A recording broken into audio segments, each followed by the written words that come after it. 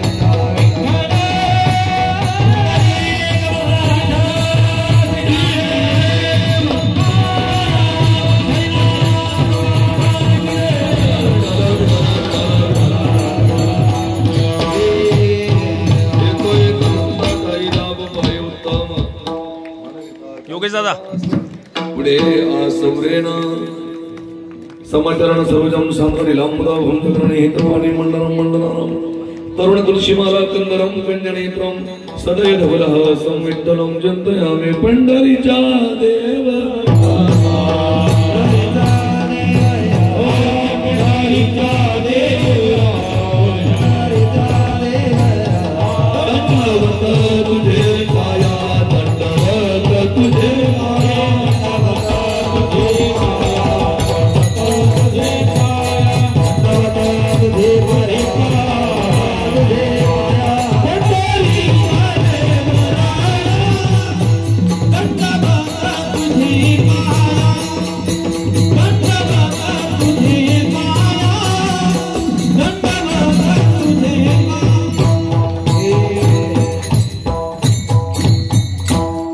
विवेकाने सुगणित समाज टिकविले महाशुद्धांताचे गुणरसिकत्व उकरिले लसित रसे तरविला श्री भागवत तरु दया ज्ञानेशाते विमलमतीने वंदन करू ओम नमो ज्ञानेश्वरा करुणाकरा दयाळा तुमचा अनुग्रह धरू पवन झालो चराचरी किंवा मुक्त वैनमोत्री भुवन पावनी अद्यत्रय जननी देवाची आतुलित मनधाम हेमशैलावदेहम जीवन कृष्णानंदानी नामाग्रगण्यम सकल गुंडिनानं पाणराणामधीशम रघुपति प्रिय भक्तम पार्थजातम नमामि श्री गुरुधन श्री गुरु अर्चन हेर गणतामति हिलमंदा श्री गुरु विठ्ठल भावे बंदादा कुदिने परमानंदात्मरूप गणेशी के स्मरण सकल विद्यांचे अधिकरण तेज वंदो श्री चरण श्री गुरुचे नमस्कारुनि आता आता विनोद विलासने चातुर्यार्थ कला कामिनी हे श्री शारदा विश्वमोहिनी नमिलिमिया नमो जन्मभूमी जिथे जन्मलोमी नमो कर्मभूमी जिथे वाढलोमी नमो राष्ट्रभूमी जिता सर्व कामी जिजो देह माझा प्रभू प्रार्थित तुम्ही वर्णनामृत संगानाम रसानाम छंदसामपि मंगलानांच कर्तार वंदे वाणी विनायक कृष्णं नारायण वंदे कृष्णमध्ये प्रियम कृष्णं द्वैपायन वंदे कृष्णमध्ये प्रधान सुतम वक्रतुंड महाकाय सूर्यकोटि समप्रभ निर्विघ्नं कुरु मे देव सर्व कार्येषु सर्वदा नवी गणपती माऊली सारदा नवी गणपती माऊली सारदा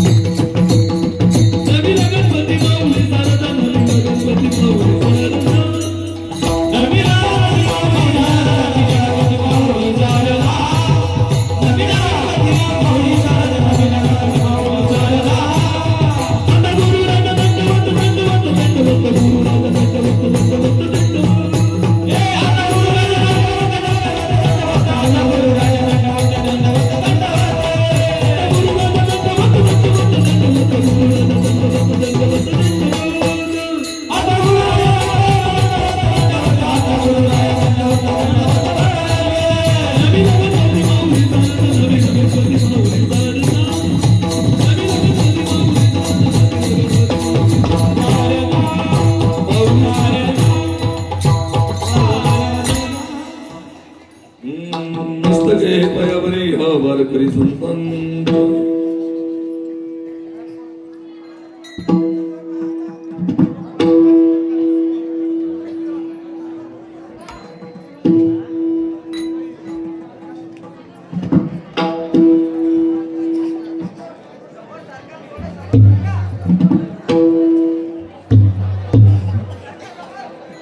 पुढे काही एकमेकांना घुसन कधी जागून पुढे आई सारखं थोडं आई पुढे ताई सरक बळा थोडं सरक मान या पुढे पुढे थोडं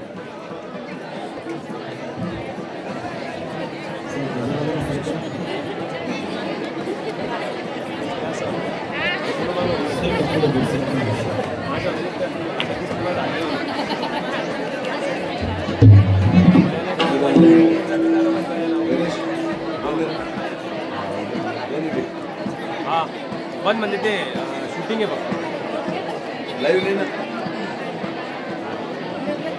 रोजचं ते बाबा बाबा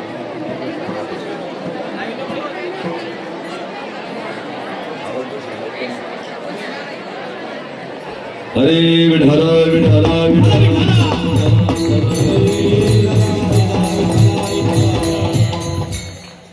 अरे हे तो एक संताट आहे लाभ पायी उत्तम म्हणविता त्यांचे दास पुढे आसुरेना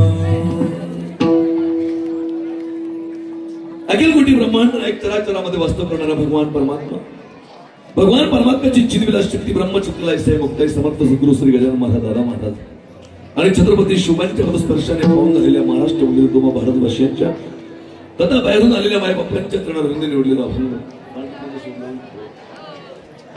जगद्गुरु जगदवंदनीय देवनिवासी वैकुंठवासी वैराग्याचे मूर्तिमंत सागर असणारे छत्रपती शिवाजीचे आध्यात्मिक गुरु जगाचा संसार सुखाचा व्हावा यासाठी स्वतःच्या संसाराची राख रांगोळी करून अभियान जेवढे आणि समाज सेवेसाठी व्यतीत केला असणारे भगवत संप्रदायाच्या कलशस्थानी विराजमान संत श्री तुकाराम महाराज यांचा चार चरणाचा संतांचा महिमा सांगणारा गोडाचा अभंग तुम्हा मायबापांच्या सेवेसाठी निवडला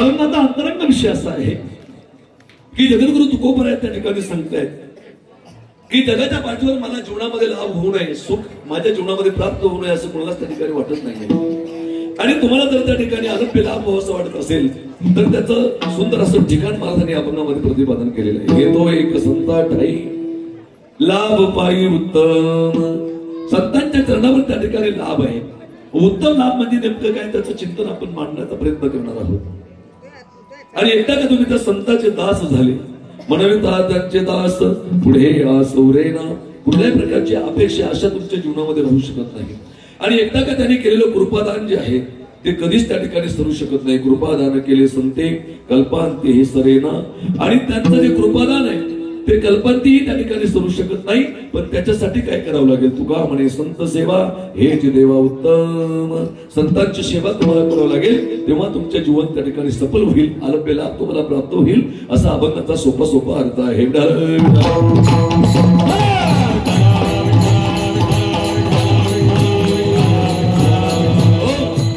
कीर्तन सांगण्यापुत्र पर्याय देणं महत्वपूर्ण आपल्या पुण्य पावन भारतीय नगरामध्ये किम निमित्ताने कीर्तन प्रत्येकाला श्रोत आहे भगवान परमात्म्या कृपेनं श्यामगिरी बाबा यांच्या आशीर्वादाने आणि सर्व महाराज मंडळीच्या उपस्थितीत मला सर्वांची नावं त्या ठिकाणी श्रुत नाहीये आमचे हरिभक्तीपर आहेत आमचे विठ्ठल महाराज त्या ठिकाणी तसेच ज्ञानेश्वर व्यासपीठ चालक ज्यांचं अनेक वर्षापासून तुमच्या गावामध्ये प्रस्थान आहे आमचे हरिभक्तीपर आहेत दुसरे विठ्ठल महाराज निवडुंगेकर आमचे दत्तात्रय बाबा आमचे बंडू महाराज आमचे हरिभक्तीपर आहेत दशरथ बाबा आमचे हरिभक्तीपर हनुमंत महाराज त्या ठिकाणी आमचे रुपेश महाराज आमचे हरिभक्तीपर आहेत आदरणीय निवृत्ती महाराज तसेच त्या ठिकाणी अनिल महाराज एक आमचे भुजंग बाबा विष्णू महाराज आमचे हरिभक्तीपर आहेत परम आदरणीय गणेश महाराज ते शेरू असलेले महाराज सर्व महाराज मंडळी आमचे भैया एका आणि आमचे हिरेकरी माऊली महाराज आदी करून आपल्या नाही का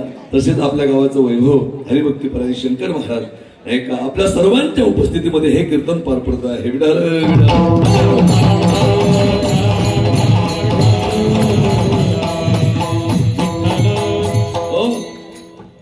गेल्या 25 वर्षापासून आपल्या गावामध्ये हा सप्ताह चालू आहे आणि यावर्षी रौप्य महोत्सव आहे.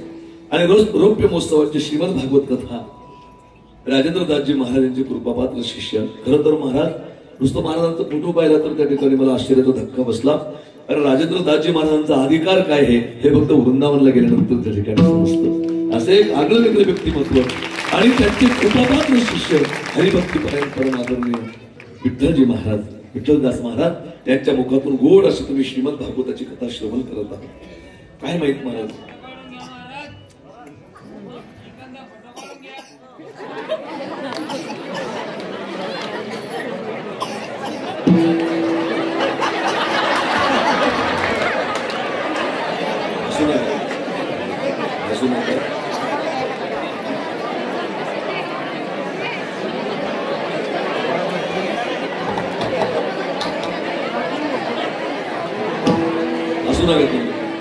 त्यांचा दोष नाहीये. हॅलो, आपण कीर्तनात बसलेलो आहे. कीर्तनाचं गांभीर्य आणि सगळं आपण पाहिलं पाहिजे. हसू नका. ते कोण आहेत व्यक्ती ते आपल्या सगळ्या गावाला माहिती, त्यामुळे तुम्ही तिकडे लक्ष देऊ नका, कीर्तनाकडे बघा.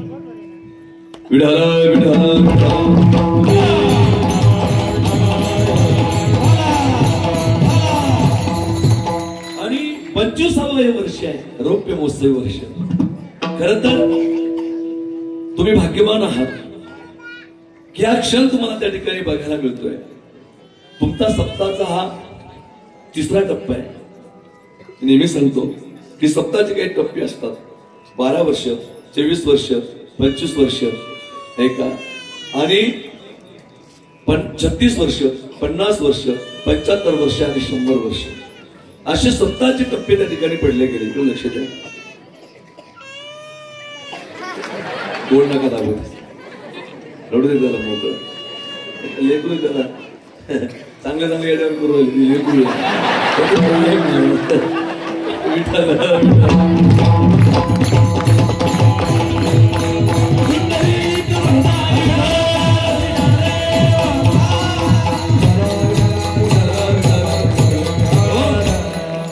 असे सप्ताहाचे टप्पे त्या ठिकाणी. आणि मला एवढा आवाज बसलेला आहे, सर्दी झालेली आहे. दुसरं गाव असं सांगितलं असतं जमत नाही मला, पण मला माहिती आहे भारतमध्ये बिघडलं काय आणि सुधारलं काय, कारण भारत माझा आहे.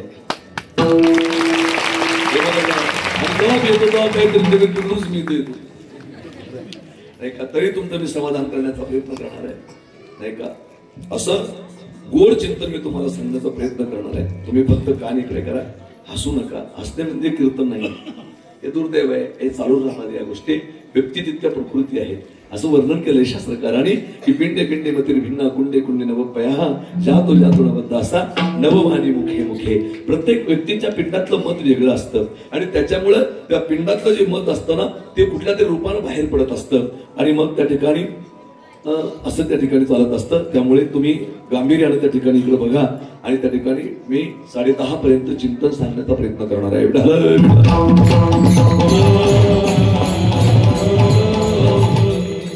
तुकोबराय सांगतात नाही का. या अभंगात फार मोठं गोड चिंतन आलेलं आहे. मी तुम्हाला टप्पे सांगत होतो सप्ताहाचे. तर तुमचा हा 3रा टप्पा आहे नाही का. 25 वर्ष म्हणजे रौप्य महोत्सवी वर्ष. आणि इथं वातावरण, आणि तुम्हाला खरं सांगू का महाराज, तुमचं गाव ना एक परमार्थाचा पिंड तुमच्या गावाचा एक वेगळाच आहे नाही का. या गावामधून अनेक साधू संत जे आले ना ते आनंदित होऊन गेलेले आहे. असं तुमचं भारत गाव त्या ठिकाणी मान्य करावं लागेल. आणि 25 वर्षापर्यंत ही नाव इथपर्यंत त्या ठिकाणी आलेली आहे. मी तर त्याचे टप्पे आहेत. 12 वर्ष पूर्ण झाली त्याला तपोपूर्ती सोहळा म्हणतात. रौप्य महोत्सव याला का म्हणतात त्याचं कारण तुम्हाला सांगतो. अगोदर पुणे वक्त्यांनी सांगितले असेल तुम्हाला 3-4 दिवसामध्ये याला रौप्य महोत्सव का म्हणतात. पण 12 वर्ष पूर्ण झाले त्याला तपोपूर्ती सोहळा म्हणतात. 24 वर्ष पूर्ण झाले की त्याला द्वितपोपूर्ती सोहळा म्हणतात. 25 वर्ष पूर्ण झाले की त्याला रौप्य महोत्सव म्हणतात. 36 वर्ष पूर्ण झाले त्याला त्रितपोपूर्ती सोहळा म्हणतात. 50 वर्ष पूर्ण झाले त्याला सुवर्ण महोत्सव म्हणतात. 75 वर्ष पूर्ण झाले त्याला अमृत महोत्सव म्हणतात. आणि 100 वर्ष पूर्ण झाले की त्याला शताब्दी महोत्सव म्हणतात. तुमच्या सप्ताहाचं भविष्य खूप उज्ज्वल आहे गड्या पुढचं. त्याचं कारण सांगतो तुम्हाला. 25 वर्ष तुम्ही इथपर्यंत हसत खेळत आणले.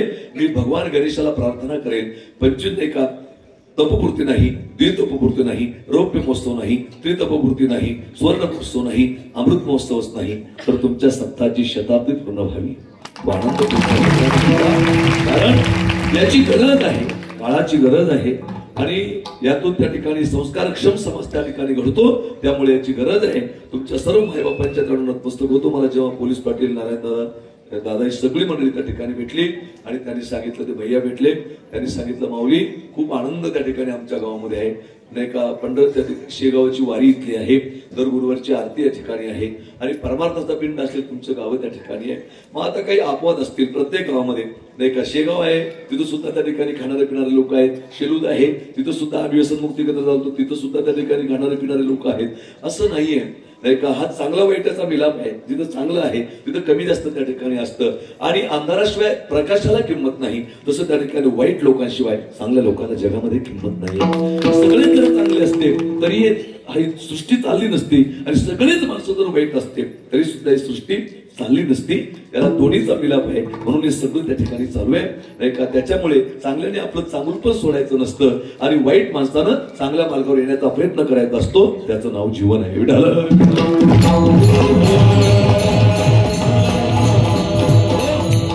सहज चिंतन त्या ठिकाणी आठवले अभंगावर आपण प्रकाश टाकण्याचा प्रयत्न करणार आहोत. प्रत्येक व्यक्ती जीवनामध्ये, माझ्या जीवनामध्ये लाभ व्हावा असं प्रत्येक व्यक्तीला त्या ठिकाणी अपेक्षा असते. कारण प्रत्येकाची जी ओढ आहे, प्रत्येकाची जी धाव आहे ते दोन गोष्टीकडे आहे. सुख मिळावं आणि लाभ व्हावा. माझ्या जीवनामध्ये लाभ व्हावा आणि माझ्या जीवनामध्ये सुख मिळावं. पण तसा विचार जर केला तर जो अपेक्षित लाभ आपल्याला पाहिजे तो लाभ आपल्या जीवनामध्ये नाहीये नाही का. लाभाचे दोन प्रकार, एक व्यवहारिक लाभ आणि एक परमार्थिक लाभ. व्यवहारामध्ये आपल्याला जर एखादा लाभ झाला तर आम्ही त्या ठिकाणी म्हणतो वा लय लाभ झाला, पण तो लाभ टिकेलच हे सांगता येत नाही नाही का.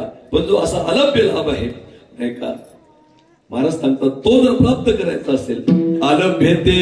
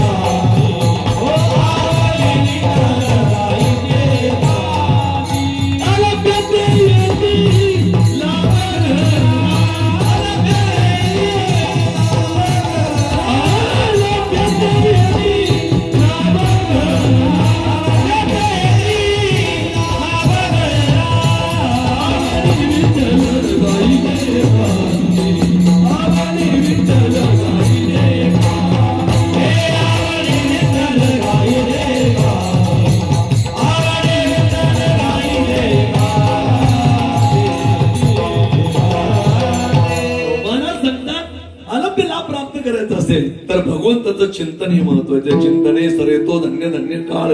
थोडा घेऊन द्या. मंगल अमंगल मंगलाचे चिंतनामध्ये जो आपला काळ त्या ठिकाणी जातो त्या कालावधीमध्ये आलभ्य लाभ आपल्याला प्राप्त होतो. मग आलभ्य लाभ प्राप्त होणे म्हणजे काय, आलभ्य येती लाभ घरा. पण तो लाभ नाही का येत व्हावे तरी तंबदुरी ठेवा, चित्त शुद्ध सेवा देवाची हे आणि कांतरीन द्यावी वसती. आलभ्यते येते अनेक त्या ठिकाणी जीवनामध्ये, पण खरा जो लाभ असेल तो परमात्म्याची प्राप्ती आहे. माणसाला जे जीवन प्राप्त झालं, पुनर्वित्त पुनर्मित्र पुनर्भार्या पुनर्मही येत सर्व पुनर्लभ्यम न शिरम पुन्हा पुन्हा. आम्ही खरं सुख जे आहे, आम्ही खोट्या सुखाला सुख म्हणतो हा आभास आहे. खरं सुखी त्या ठिकाणी जगामध्ये कोणी नाही. हा सुखाचा आगा विषयाचे कांदे वाटुनी तो रस घ्यायचे पिळवणी तया नाव अमृत ठेवणी अमर होणे जैसे. बरोबर आहे. त्या ठिकाणी ज्ञानेश्वरीमध्ये सुंदर चिंतन म्हणतात. मला ते मंगळूरचे बाबा भेटले, ते म्हणे ज्ञानेश्वरी बद्दल थोडं सांगा माऊली. तर विठ्ठल बाबाचा फार मोठा व्यासंग आहे ज्ञानेश्वरीचा आणि तुमच्या गावाला मी धन्यवाद देईल. या कथाईच्या नादामध्ये ज्ञानेश्वरी पारायणच बंद झाली मोबाईलजवळ नाही का. तुम्हाला सांगू का, आपलं मूळ पीठ ज्ञानेश्वरी पारायण आहे महाराज.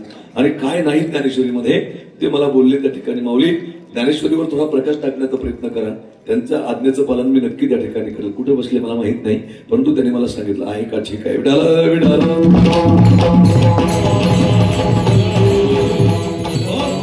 आम्ही जे व्यवहारातलं सुख आहे, व्यवहारातले लाभ आहे, त्याला आम्ही खरं सुख समजून बसलो.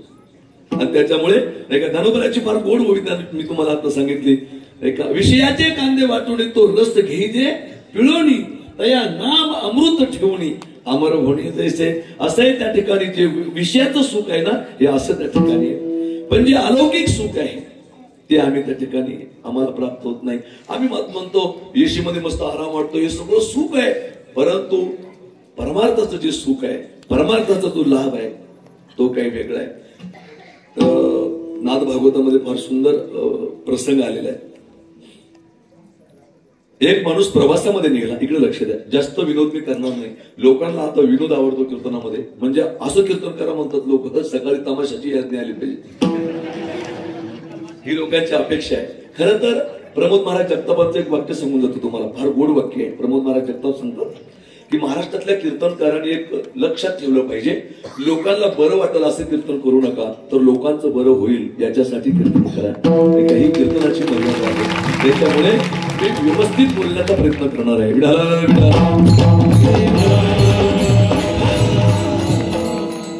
व्यवहारातला लाभ आणि सुख आम्ही याच्यावर भुललेलो आहे. इकडे सुख म्हणतो, लाभ म्हणतो आपण, इकडे सुख म्हणतो, लाभ म्हणतो, पण दोन्हीतला फरक सांगतो तुम्हाला. नातांनी फार गोड ओवी खर्च केली. एक माणूस प्रवासामध्ये पिडला नाही का, प्रवास झाला त्याचा खूप, त्याचे हातपाय ठणकायला लागले. आणि तो घरी गेला, बायकोला म्हणला माझ्या हातापायाला तेल लावून दे, माझं त्या ठिकाणी खूप त्रास होतोय. मला याच्यात ओवी बरं का, नातांची ओवी मी तुम्हाला सांगेल, मला खूप त्रास होतोय, माझ्या हातापायाला तेल लावून दे. ती बाई घरामध्ये गेली, तिनं पाहिलं गोड तेल नाही, खोबरेल तेल नाही, घरामध्ये काही नाही. बाई एका कोपऱ्यात गेली होती, त्याला थोडी झोप लागली होती, एका कोपऱ्यात गेली आणि मग तिला एक तेल सापडलं. ती म्हणली हे बी तेल आहे ते बी तेल आहे, पण ते जे सापडलं ते होतं गोट्याचं, ते गोट्याचं तेल होतं. तिने त्याचं सर्व अंगाला त्या ठिकाणी ते लावलं. सकाळी मारुती सारखं सकाळी असा एकदम दिसायला लागला तो नाही का. आणि तेवढ्यामध्ये त्याने विचारलं चंद्राने तू हे काय केलं. ती म्हणली तुम्ही मला तुमच्या अंगाला तेल लावायचं सांगितलं, परंतु गोड तेल दुसरं तेलच नव्हतं, मग त्याच्यामुळं गोट्याचं सापडलं. मग हे तरी तेल आणि ते तरी तेल, पण परिणाम वेगळा वेगळा आहे. फार मोठी गोड खर्ची घातली संतांनी नाही का. कोणी एक प्रवासी, कोणी एक प्राणी प्रवासी पिढीला स्नेहाळू देखीला विभवातो, तयाचे स्नेह लाविता अंगी फुगला सर्वांगी तैसे झाले. तसं प्रपंचातलं तरी त्या ठिकाणी सुख वाटतं आपल्याला, आणि परमार्थातलं तरी सुख आहे. तसा जर विचार केला तर या जगामध्ये कोणी सुखी नाही आणि खरा लाभ कुणाला झाला नाही. त्या खऱ्या लाभाचंच आपण आज दर्शन तुम्हाला करून देणार आहे. खरं सुख कुणाला मिळालंच नाही. मला एक सांगा, कोणी आहे का बाबा सुखी जगात? दादा कोणी सुखी आहे ना? निर्लज्जम, पण ते सुख काही कामाचं नाही. काही लोक निर्लज्जम सदा सुखी असतात महाराज, त्याला येडीला सासरासारखं निर्लज्जम सदा सुखी. असा पत्त्या डाव बसला होता, असा पत्त्याचा. तुमच्या गावात कोणी खेळत नाही म्हणून सांगा. असा पत्त्या डाव बसला आणि पत्त्या डाव बसला, डाव रंगात आला आणि तेवढ्यामध्ये PSI ची गाडी आली. आता PSI ची गाडी आल्यावर ती जर पत्ते खेळणार लोकांना पाहिली तर पत्ते खेळणार लोक काय करते? हा म्हणून जाते, लय धगधग होती महाराज. मी गटेल एकदा आणि थांबत नाही तिथं. काय झालं, एवढं बारीक कीर्तन नाही ऐकायचं नाही का. एक सांगू का तुम्हाला, बारीक कीर्तन ऐकलं, बोलू द्या मला सवय बंडू बाबा, बारीक कीर्तन ऐकलं मी दररोज या शब्दाचे 24 तास, आणि ते बी दुसऱ्या कीर्तन नसून बोललो तर माहिती आपलाच माणूस आहे. आणि विठाल विठाल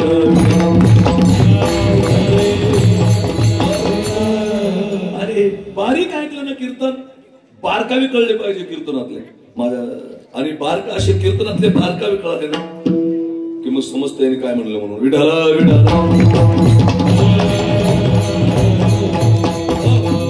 माझा एक मित्र आहे आणि सुदामाचं चरित्र तुम्ही ऐकणार आहे. मित्राची पत्नी म्हणजे आई असते, आपली बहीण असते, शास्त्र असं सांगतात. प्रेमाचे संबंध असतात.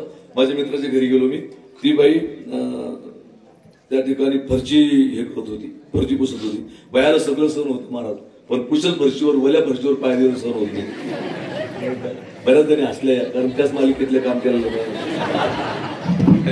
त्यांना ते सहन होत नाही. आणि मी मला काही भांडणी लागलं, मी असं बसू गेलो. ते म्हणले माऊली तिथं थांबा. काय झालं वहिनी? थांबा म्हणले तिथंच. तुम्हाला समजत नाही काही फरची पुसली वल्या फरशीवर पाहिजे चालले, समजत नाही तुम्हाला? म्हणून मी म्हणलं आता काय थांबा म्हणले. तुला राग आला बा, थोडी सायकल होती, तुला पोचा फेकून मारला. कीर्तन बारीक काय कळतं असं मला सांगायचं. पोचा फेकून मारला.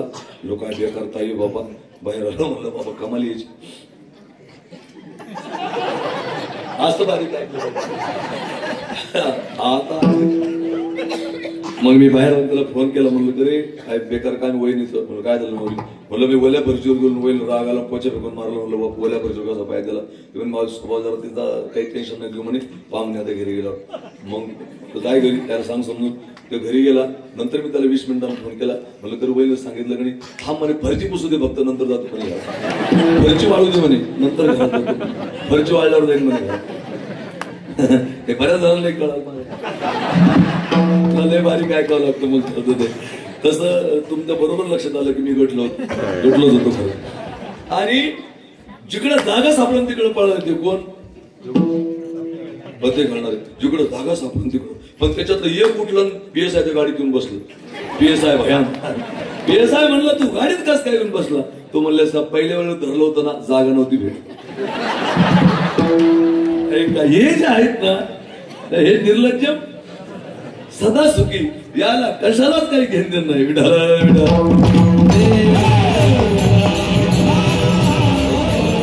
मला सांगतात हे काही कामाचं नाही. मग सुख तुम्हाला प्राप्त करा. सुख वसे हे चिठाई बहुपाई संतांच्या. मग सुख प्राप्त करायचं असेल, मग सुख माणसाला प्राप्त केव्हा होतं? जेव्हा जीवनामध्ये लाभ झाला. इकडे लक्ष द्या. सुख केव्हा होतं माणसाला? हानी झाल्यावर सुख वाटतं का लाभ झाल्यावर सुख वाटतं?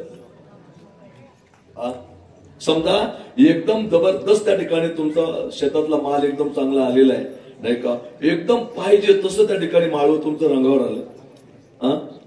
गोबी एकदम गोबी 2 एकर गोबी एकदम चांगली रंगावर आली. भाव झाला 7.5 रुपये. मग मला सांगा हा लाभ आहे का हानी आहे? हानी आहे. मग अशी हानी झाल्यावर तुम्हाला सुख होईल का दुःख होईल? दुःख होईल नाही का. मग हा जो प्रपंचातला लाभ आहे आपला नाही का, तो तुम्हाला दुःख देणार आहे. मग तुकोबरायांनी काही लोकांनी विचारलं, महाराज आम्हाला खरा लाभ प्राप्त होईल असं ठिकाण सांगा. ते ठिकाण सांगितलं महाराजांनी अभंगाच्या पहिल्या.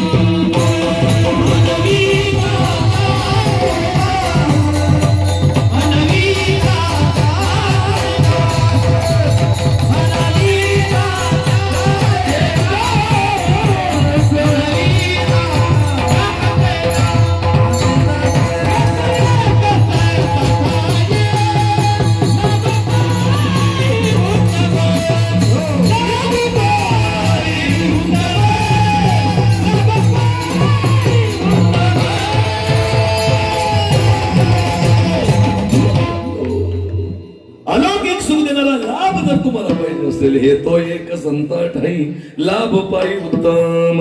आता ज्या अर्थी उत्तम लाभ म्हणतात ही शेवटची भूमिका आहे. मग त्या अर्थी लाभाचे अजून प्रकार असतात. इकडे लक्ष द्या. असं एक एक चरण आपल्याला फोडायचं, आपण प्रयत्न करायचा आहे. ते तर नाही बोलू शकत. पण ज्या अर्थी उत्तम लाभ तुकोबराय म्हणतात त्या अर्थी अजून 2 लाभ दडलेले याच्यामध्ये. एखादा माणूस म्हणतो ना काय उत्तम क्वालिटी आहे, मग ज्या अर्थी उत्तम क्वालिटी आहे त्या अर्थी अगोदर 2 क्वालिटी आहे. कोणत्या कोणत्या? एक मध्यम आणि कनिष्ठ, अशा 2 आहेत. मग आता संतांच्या चरणावर उत्तम लाभ होतो, मग मध्यम आणि कनिष्ठ लाभ कुठे होतो असा एक प्रश्न आहे. लक्ष द्या. मग आता उत्तम मध्यम आणि कनिष्ठ किती झाले? 3. परमार्थात 3 ला लय महत्व आहे नाही का? 3 वर चालू आहे सगळं. ब्रह्मा विष्णू महेश, रजगुण सत्वगुण आणि तमगुण नाही का? तसे प्रकाराचे 3 तुका म्हणे केले जर 3 प्रकारचे लोक आहेत. 3 प्रकारचे, एक आकाराचा माणूस, एक प्रकाराचा माणूस आणि एक संस्काराचा माणूस नाही का? आकाराचा माणूस असतो एखाद्या संडास बाथरूमवर, तुम्ही एसटी स्टँडवर गेले की स्त्रियांसाठी पुरुषांसाठी तो आकार आहे, पण ज्याला लिहिता वाचते ते त्याला बरोबर कळतं तिकडे जायचंय म्हणून नाही का? दुसरा एक त्या ठिकाणी आहे नाही का? प्रकाराचा माणूस, तो मिरच्याच्या शेतामध्ये असतो असा, त्याला काय म्हणतात? बुजगाणं म्हणतात इकडे, आमच्या गावाला बुजगाणं म्हणतात. आणि ते जे बुजगावणं असतं ना ते असं बी नसतं ना असं बी नसतं. ते असंच कोण असतं माहिती कधी सांगतो कोण, कधी इकडच्या मिरच्या घेऊन जाय का इकडच्या घेऊन जाय, आपल्याला काहीच टेन्शन नाही. हा प्रकाराचा माणूस आहे. आकाराचा माणूस असतो संडास बाथरूमवर, प्रकाराचा माणूस असतो शेतात आणि संस्काराचा माणूस असतो कीर्तनामध्ये. असं 3 प्रकारचे माणसं आहेत. तसे संतांचे 3 प्रकार आहे नाही का? एक जगमान्य संत, एक देवमान्य संत आणि एक संतमान्य संत. जगमान्य संत लोकांना, जगमान्य आणि देवमान्य संत लोकांना मध्यम आणि कनिष्ठ लाभ प्राप्त करून दे, परंतु संतमान्य संत हे उत्तम लाभ प्राप्त करून देतात.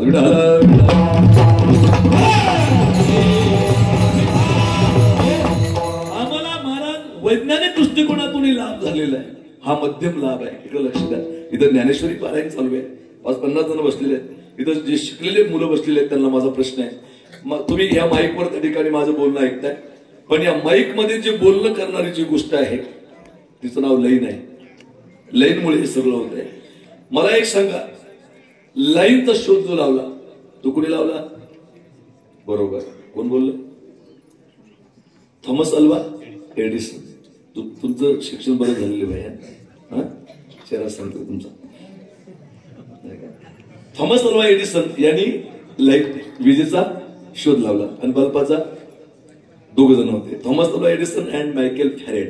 या दोघांनी 2 शोध लावले. संतांनी दिलेला लाभ सांगतो मी तुम्हाला, आम्हाला काय लाभ झाला संतांपासून, पण हा मध्यम लाभ आहे.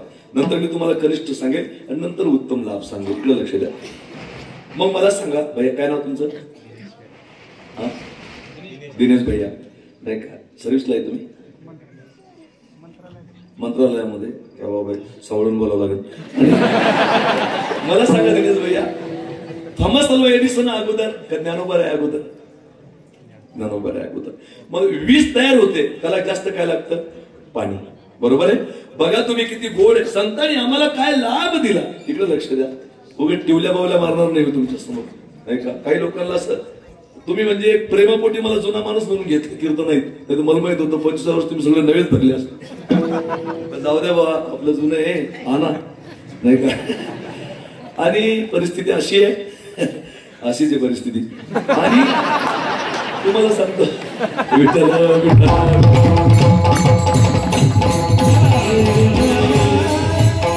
आणि पुन्हा मी परवडतो मी लोकायला, पैसे मागत नाही मला काही, आणि मला देऊ बी नका तुम्ही जास्त. आजच्या ताईला ते दिले ते मला त्यांना उद्याच्या मारला तिथे नव्हते मला याच्याशी काय देऊ. आणि परिस्थिती अशी आहे, अशी ते परिस्थिती.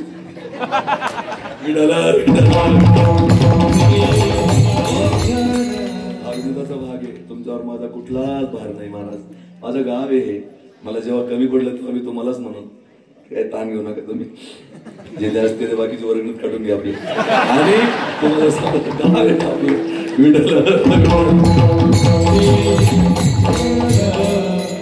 ढगे बाबा नाना भाऊ माझ्याकडे आले म्हणे, महाराज आमचं गरीब गरीब सत्ता असते. म्हणलंच काय तुम्हाला काय, आपण काही म्हणत नाही महाराज कुठंच, त्याच्यामुळे आपली दहीन चालली सध्या. आणि तुम्हाला सांगतो काय चाललं होतं आपलं? विठ्ठल विठ्ठल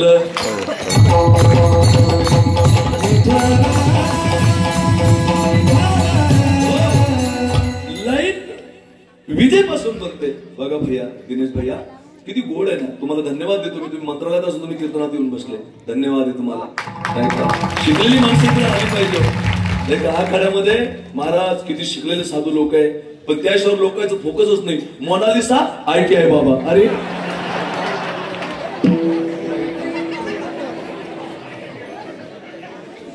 तशा राजूरला 7-8 मोनालिसा आहेत त्याच्या पाठीमागे. नाही का काय तुमचे मीडियावाले बी लोक लेख होतात. अवघड आहे. जाऊ द्या, त्याच्यामुळे ना घरी जामून करून घेतली आणि तुम्हाला जाणार नंतर विठाला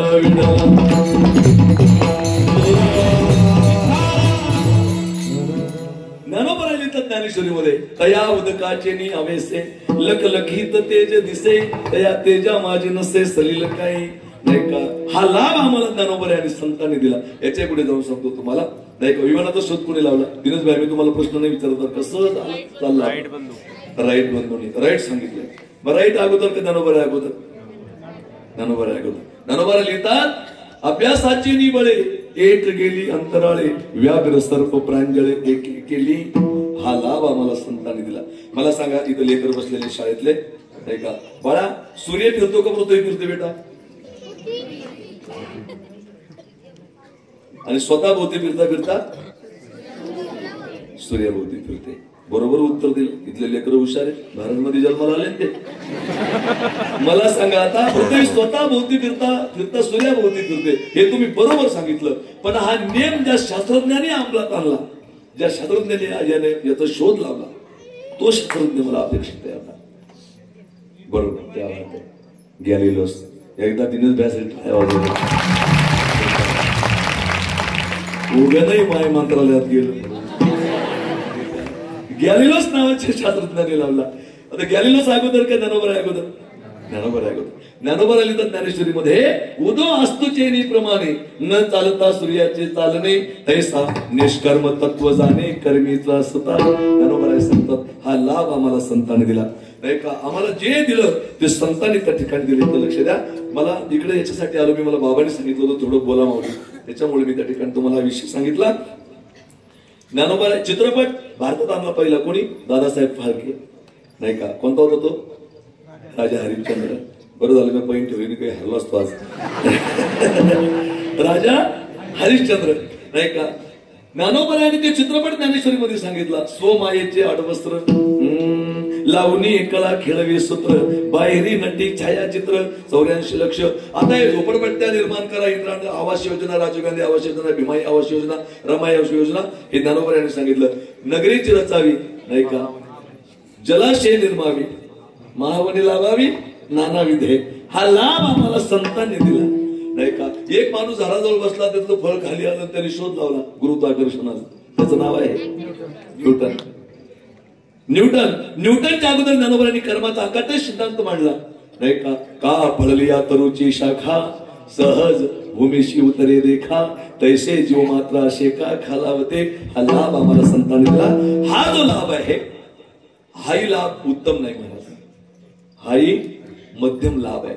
मग कनिष्ठ लाभ कोणता? बाबाकडे गेल्यानंतर वरलीचे आकडे मिळतात.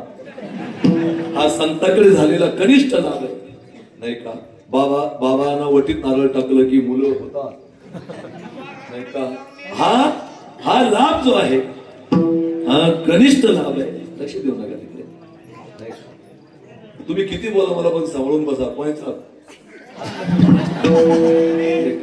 ठीक आहे, शांत बसा. बोलू दे जाऊ दे.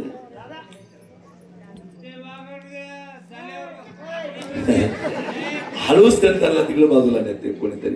पण काही असं ते बघतो मी करू नका. विडाला विडाला विडाला.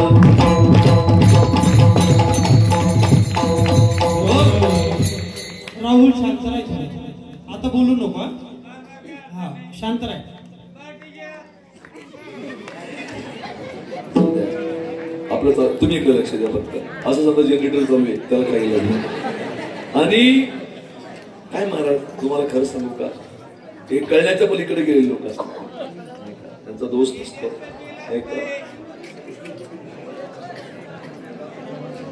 तुम्ही शांत बसा.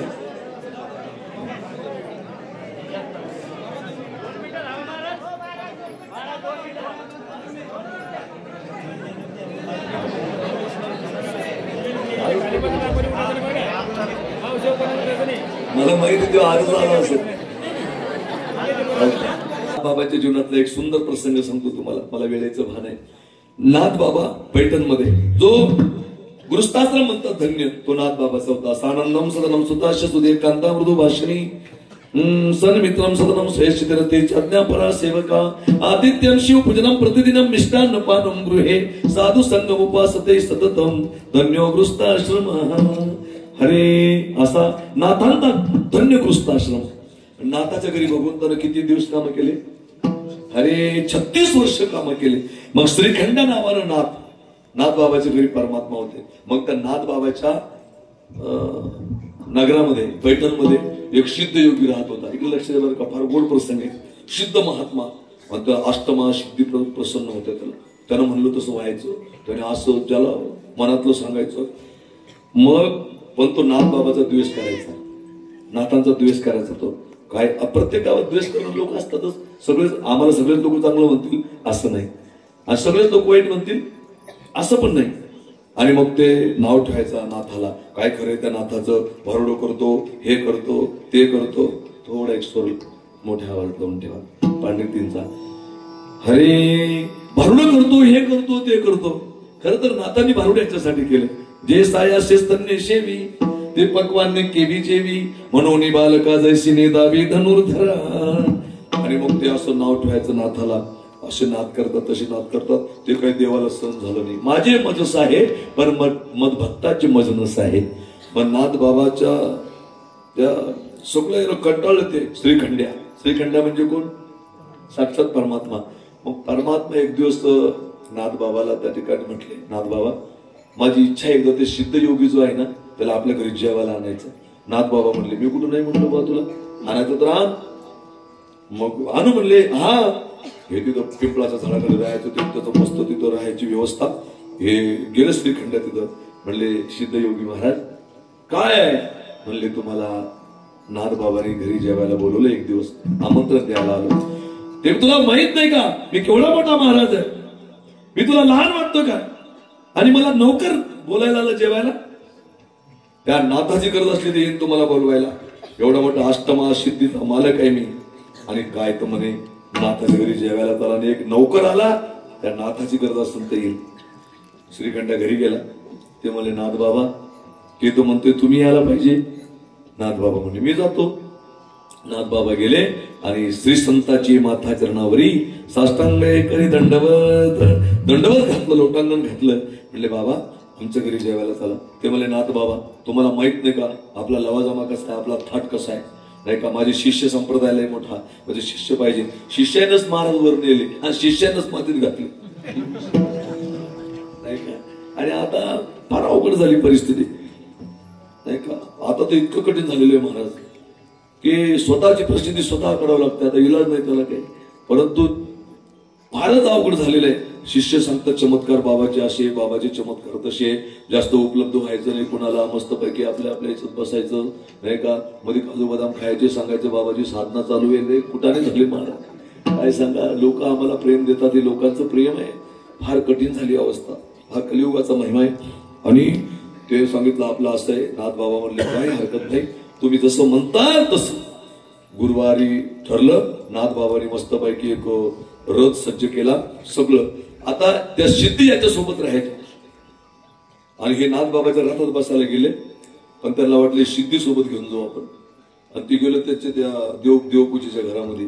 ती सिद्धीच गायब तिथून, ती सिद्धी सापडेना. ते झालं बावळे. आता ज्याच्या भरोश्यावर आपल्या उडी आहे आणि ते जर खालती तर राहिलं तर काय करत ती सिद्धी सापडेल.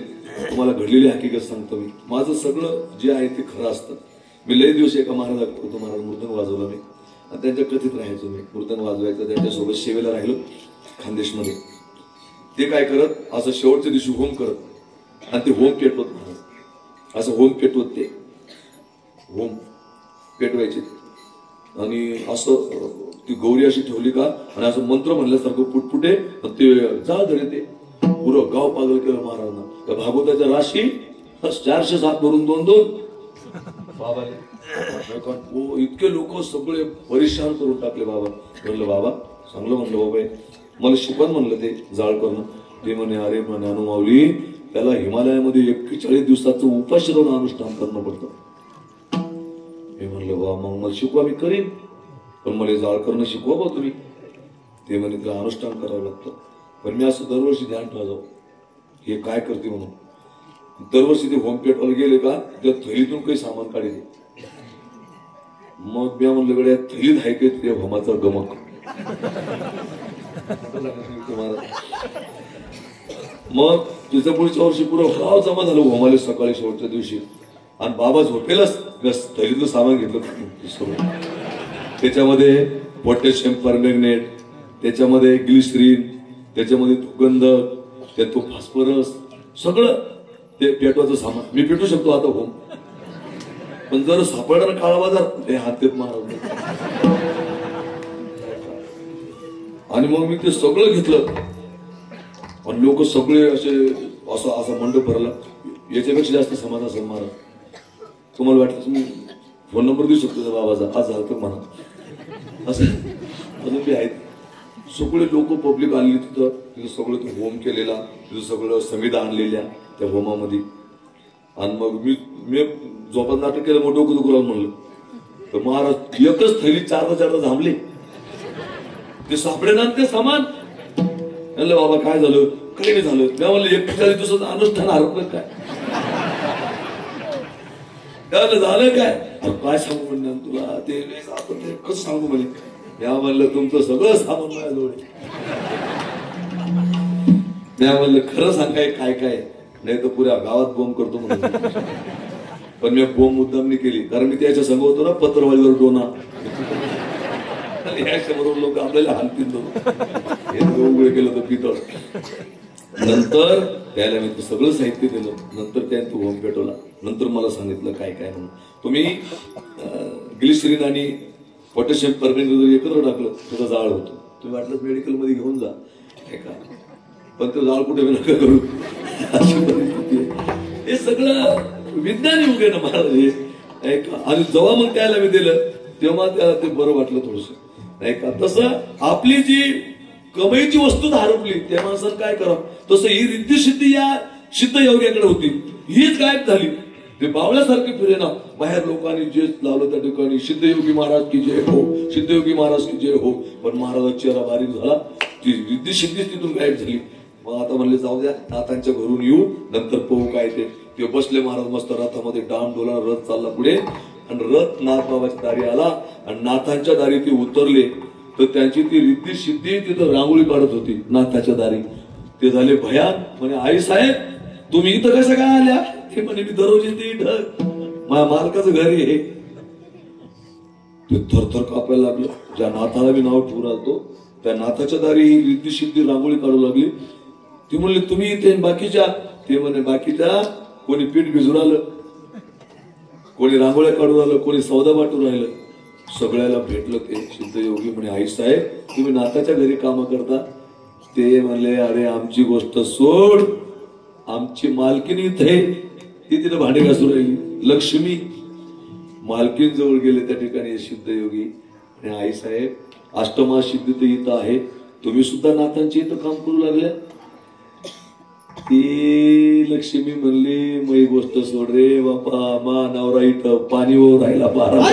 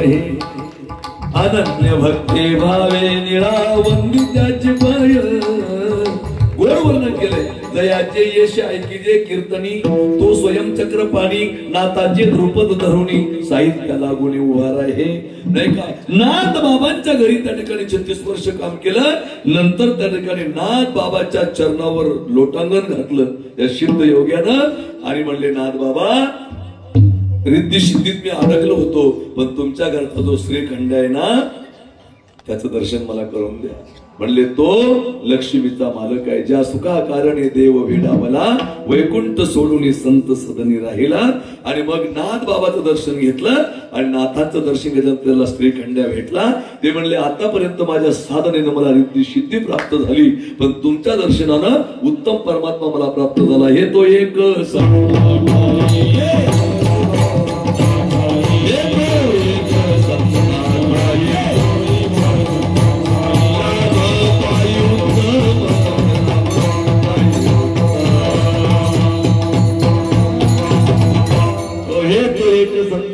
लाभ पाय उत्तम संतांच्या चरणावर लाभ होतो नाही का त्यांच्या चरणावर तो लाभ होतो इकडे लक्ष द्या आपली फक्त 15 मिनिटं कीर्तन राहिलं एक फार मोठी कथा येते पुराणामध्ये की इकडे लक्ष द्या नारदाने विचारलं एकदा नारद आणि भगवंताचा संवाद आहे नारायणाला विचारलं नारदाचा आणि नारायणाचा संवाद आहे नारदाला विचारलं त्या ठिकाणी नारदाने भगवंताला की म्हणले देवा संत दर्शनाचा महिमा काय संत चरण राजाचा महिमा काय इकडे लक्ष द्या तेवढ्यात भगवंत म्हणले नारदा तुला संत चरणाचा महत्व सांगायचंय का संत चरण राजाचा महिमा तुला ऐकायचा आहे का ऐक म्हणले काय म्हणले जा त्या न्हाणीमध्ये एक किडा आहे त्या किड्याला जाऊन विचार हे किड्या संत दर्शनाचा महिमा काय लाभ काय संत दर्शनामध्ये तेवढ्यामध्ये ते गेले नारद तिकडे लक्ष द्या थोडंच राहिलं पण गोड राहिलं आता तिथे गेले नारद म्हणले किड्या संत दर्शनाचा महिमा काय असं त्या किड्यानं पाहिलं असं बुंग फडफड फडफड केलं मग 2 मिनिटात जीव सोडावा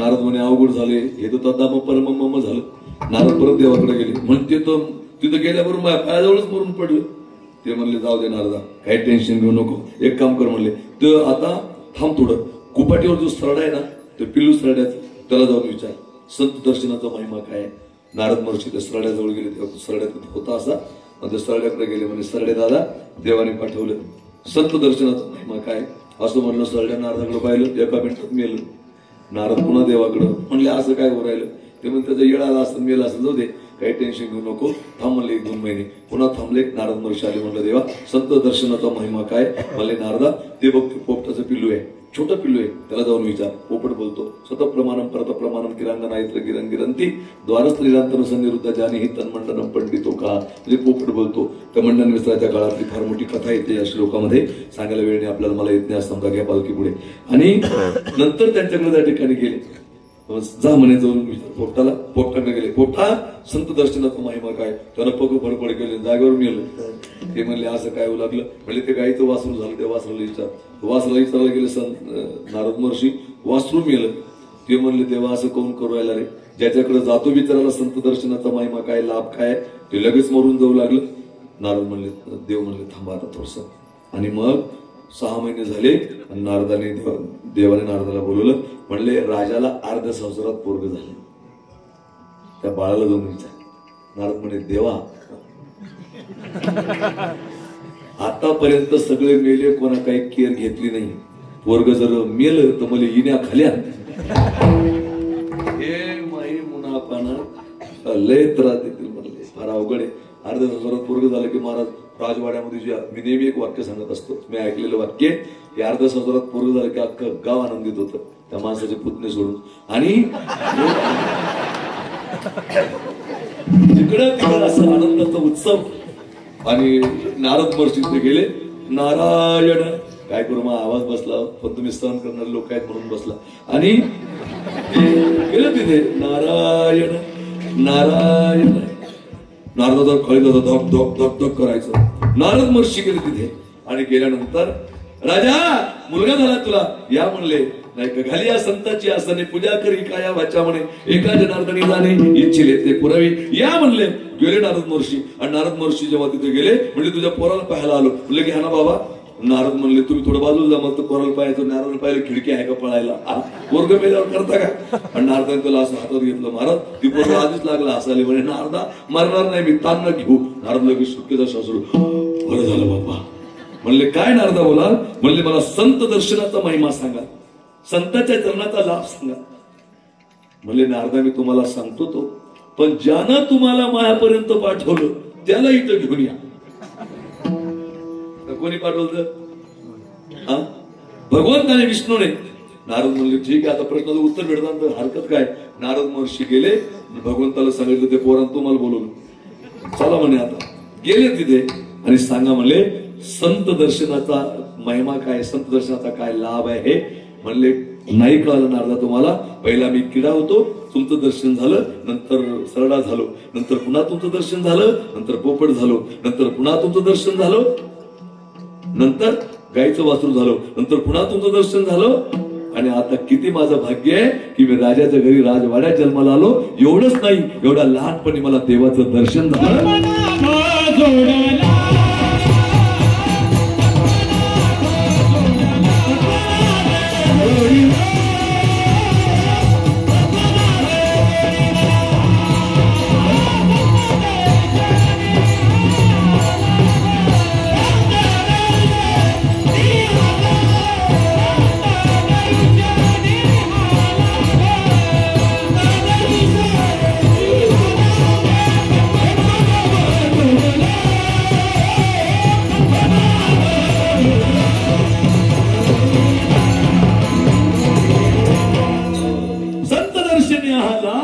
पद्मनाभ जोडीला हा उत्तम लाभ आहे, हा उत्तम लाभ आहे नाही का. हे तो एक संता ठाई लाभ पाई उत्तम नाही का. देवाची प्राप्ती संतांच्या दर्शनानं होणं याला म्हणतात उत्तम लाभ. आणि एखाद्याचं अचानक लग्न होणं संतांना सांगितल्यावर. आमच्याकडे एक योगेश भैया म्हणून किनोळा गाव इकडे खाली गांधेशात, तुझं लग्नच जमेन ना महाराज. मी आलो मुक्ताईनगरची वारी येऊन, ते म्हणून दादा काय आशीर्वाद द्या ना, मग 32 वर्षाचं वय झालं. मी माझ्या खिशातून 100 रुपये काढले म्हणून राहू दे तुला. तुला 8 दिवसांनी फोन केला म्हणून दादा काय लाभ झाला म्हणून लग्न जमलं. हे लाभ एक नाही का, लग्न जमलं नाही का. जमूच राहिले महाराज लोक लय परेशानी. एका एका गावात 2-2 ट्रक नवर देऊन येतील. आता परवा एकटाच हसलो मी, एकटाच हसू मी. यायला हे मला म्हणे हसून कोण राहिले. नंतर मी तुला किस्सा सांगितला. आता एकटाच माणूस हसणं हे गोळ्या संपल्याचे लक्षण. एकटाच माणूस हसतो म्हणजे गोळ्या संपल्याचं लक्षण नाही. त्या आमच्याकडे एक पोरग व्यसनमुक्ती केंद्रामध्ये आता जवळजवळ 15-20 पोर आहे माझ्याकडे बिगर लग्नाचे व्यसनमुक्ती. आणि आपलेच सगळे माळी कोळी तेली तांबोळी सुतार कुंभार लोहार बंजारा सोनार नाही का, बौद्ध मातांग नाही का, धनगर सगळे आपलेच बिगर लग्नाचे. अजून 10 वर्षाला काय होईल देवालाच माहिती. इथल्या बेकार घटना घडून राहिल्या महाराज. देवाला सोडू नका बरं. आमच्या संभाजीनगरची घटना आहे महाराज, तिकडं नाशिकच्या आमच्या भागामध्ये एक दोघं बापले त्या पोराला मुलगी पाहत गेले. तो बाप त्या पुरीसोबत लग्न करून गेला, पोरग तसंच लटकून गेलं. पाहिली बातमी तुम्ही? बातमी पाहिली ना? बरं बातमी पाहिली तुम्ही नाही का. त्या पोराला धन्यवाद देईन मी, ते संन्यासी झालं, त्यांना संन्यास घेतला महाराज त्यांना. तुम्ही पाहिली बातमी? मी खोटं काय सांगितलं त्या लोक संन्यास घेतला त्यांना. म्हणलं देवा आम्हाला तू हे करायची. म्हणजे मुलासाठी पोरगी पाहायला बाप गेला, त्या बापानं त्या पोरी सोबत लग्न केलं. एखाद्यानं काय केलं असतं महाराज एखाद्या पोरानं, मुझे पिणे का शौक नाही पीता उगम भुलन. पण त्यानं ऐकलं नाही. त्या दिवशी मी एकटाच हसलो महाराज. ते पोरं रडते माझ्याकडं, रडनंतर त्यांनी मग हसलो. मी म्हणलं तो कसं शेती 8-10 एकर जमिनी म्हणे, एकुलता एक आहे, 32 वर्षाचं वय झालं. म्हणलं तुला पोरी कशी पाहिजे, काळी सावळी पुरी कशी पाहिजे. ते म्हणे ती कशी असू दे महाराज, फक्त मला ती जिद्दी पाहिजे म्हणे. ती फक्त मला जिद्दी पाहिजे म्हणे. तेवढा एकटाच हसतो महाराज मी. मला अजून बी याद आले की मी एकटाच हसतो.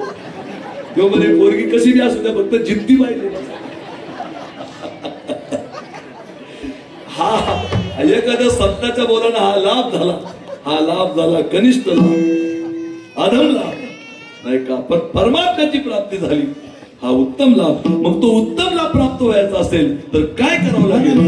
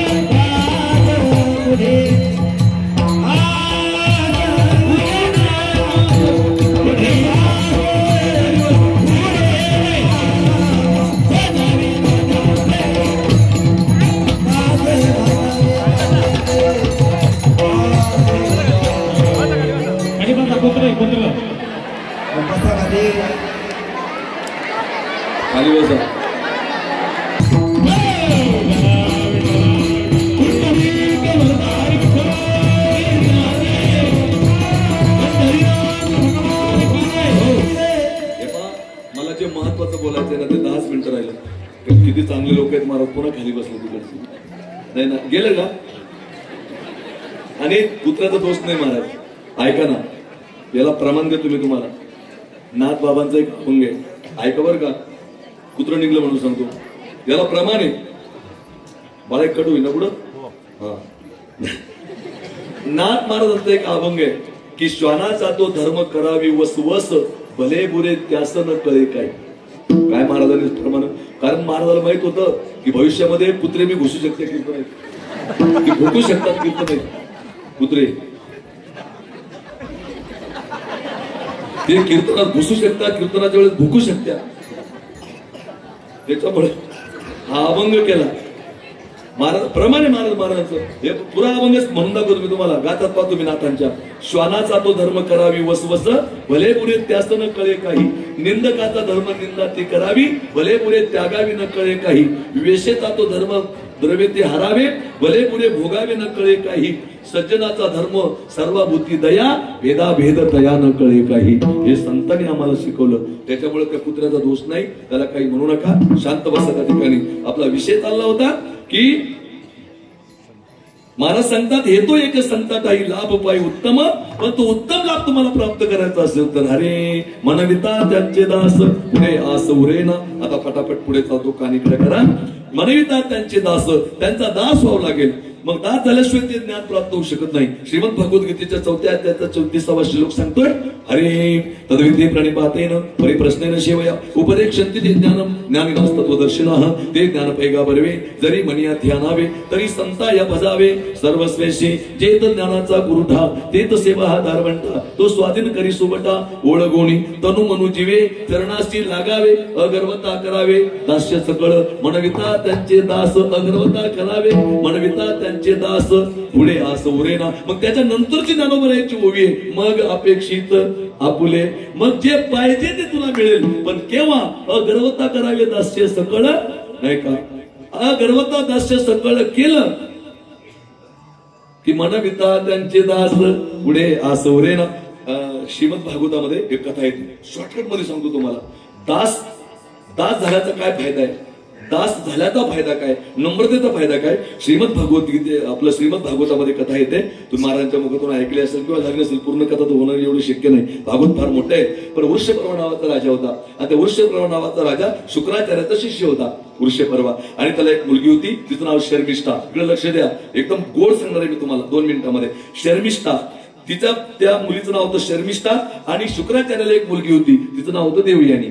देवयानी आणि शर्मिष्ठा या दोन्ही मैत्रिणी, एक गुरुची मुलगी एक राजाची पुत्री, आणि दोन्ही त्या ठिकाणी आनंदात राहायच्या. इकडे लक्ष द्या बरं का, फार गोड आहे. मनविता त्यांचे दास याच्यावर बोलतोय मी. आणि ती शर्मिष्ठा आणि देवयानी दोघी एकदम चांगल्या मैत्रिणी. त्या दोघी म्हणल्या, चल ग जंगलामध्ये जाऊ आपण आणि स्नान वगैरे करू. त्या जंगलामध्ये आंघोळीला त्या ठिकाणी गेल्या. एक सरोवर होतं, तिथं आंघोळीला त्या ठिकाणी गेल्या, आणि त्या आंघोळीला त्या पाण्यामध्ये उतरल्या. तेवढ्यात त्यांना कोणतरी पुरुषाचा आवाज आला. ते म्हणले, बाई कोणीतरी माणूस तिथून येतोय, चल लवकर ताबडतोब कपडे घालून घेऊ. तेवढ्यामध्ये त्या वर आल्या, आणि त्या वर आल्यानंतर त्यांनी त्या घाई गडबडीमध्ये त्याचे कपडे बदल झाले.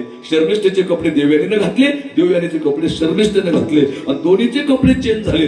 तेवढ्यामध्ये ती देवयानी म्हटली, तू माझे कपडे कसे काय घातले. ती म्हणली, तू माझे कपडे कसे घातले. आणि दोघीचे भांडणं सुरू झालं. त्या ठिकाणी ती देवयानी म्हटली, हे बघ, मी माझ्या बापाकडे संजीवनी नावाचा मंत्र आहे, आणि जेव्हा तुझा बाप युद्ध करतो आणि युद्धात लोक मारले जातात, तेव्हा माझ्या बापाच्या मंत्रामुळे ते पुन्हा सैनिक जिवंत होतात आणि पुन्हा युद्ध करायला त्या ठिकाणी तयार होतात. त्याच्यामुळे त्या ठिकाणी माझ्या बापामुळे तुमचं राज्य चालतं. ती म्हणली, तू शांतपणा करू नको, तुम्ही आमच्या तुकड्यावर जगू राहिले.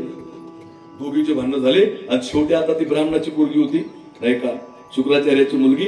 आता ती त्या ठिकाणी तिचं थोडं, आणि क्षत्रियाची पोरगी मार लढवया काटक नाही का. दोघीची भांडणं झाले, आणि विहिरीत लोटून दिलं. शर्मिष्ठेनं देवयानीला विहिरीत लोटलं, आणि घरी चालली आली. तेवढ्यामध्ये देवयानी तिथं पोहत त्या कडाला धरलं, पण वर चढता येईना. तेवढ्यात ती म्हणायची, कोणीतरी या, मला कोणीतरी वाचवा, मला वर चढता येऊ लागलं नाही. तेवढ्यात ययाती नावाचा राजा तिथून चालला होता. त्या ययाती नावाच्या राजानं तिथं त्या ठिकाणी ते ऐकलं. ययाती नावाचा राजा तिथे गेला, आणि पाहिलं एक सुंदर मुलगी त्या ठिकाणी पाण्यामध्ये पडलेली आहे. तेवढ्या सांगितलं, राजा मला वर येता येत नाही, माझा हात पकडून त्या ठिकाणी वर नाही. तेवढ्यात राजा तिचा हात पकडला, हात पकडून त्या ठिकाणी वर काढलं. तेवढ्यात राजा म्हणला, मी जातो. म्हणजे राजा तसं जाता येणार नाही, मी माझ्या जीवनात निर्णय घेतला होता की माझ्या तारुण्यामध्ये ज्या पुरुषाचा हात मी हातात घेईल, मी लग्न त्याच्या सोबतच करीन.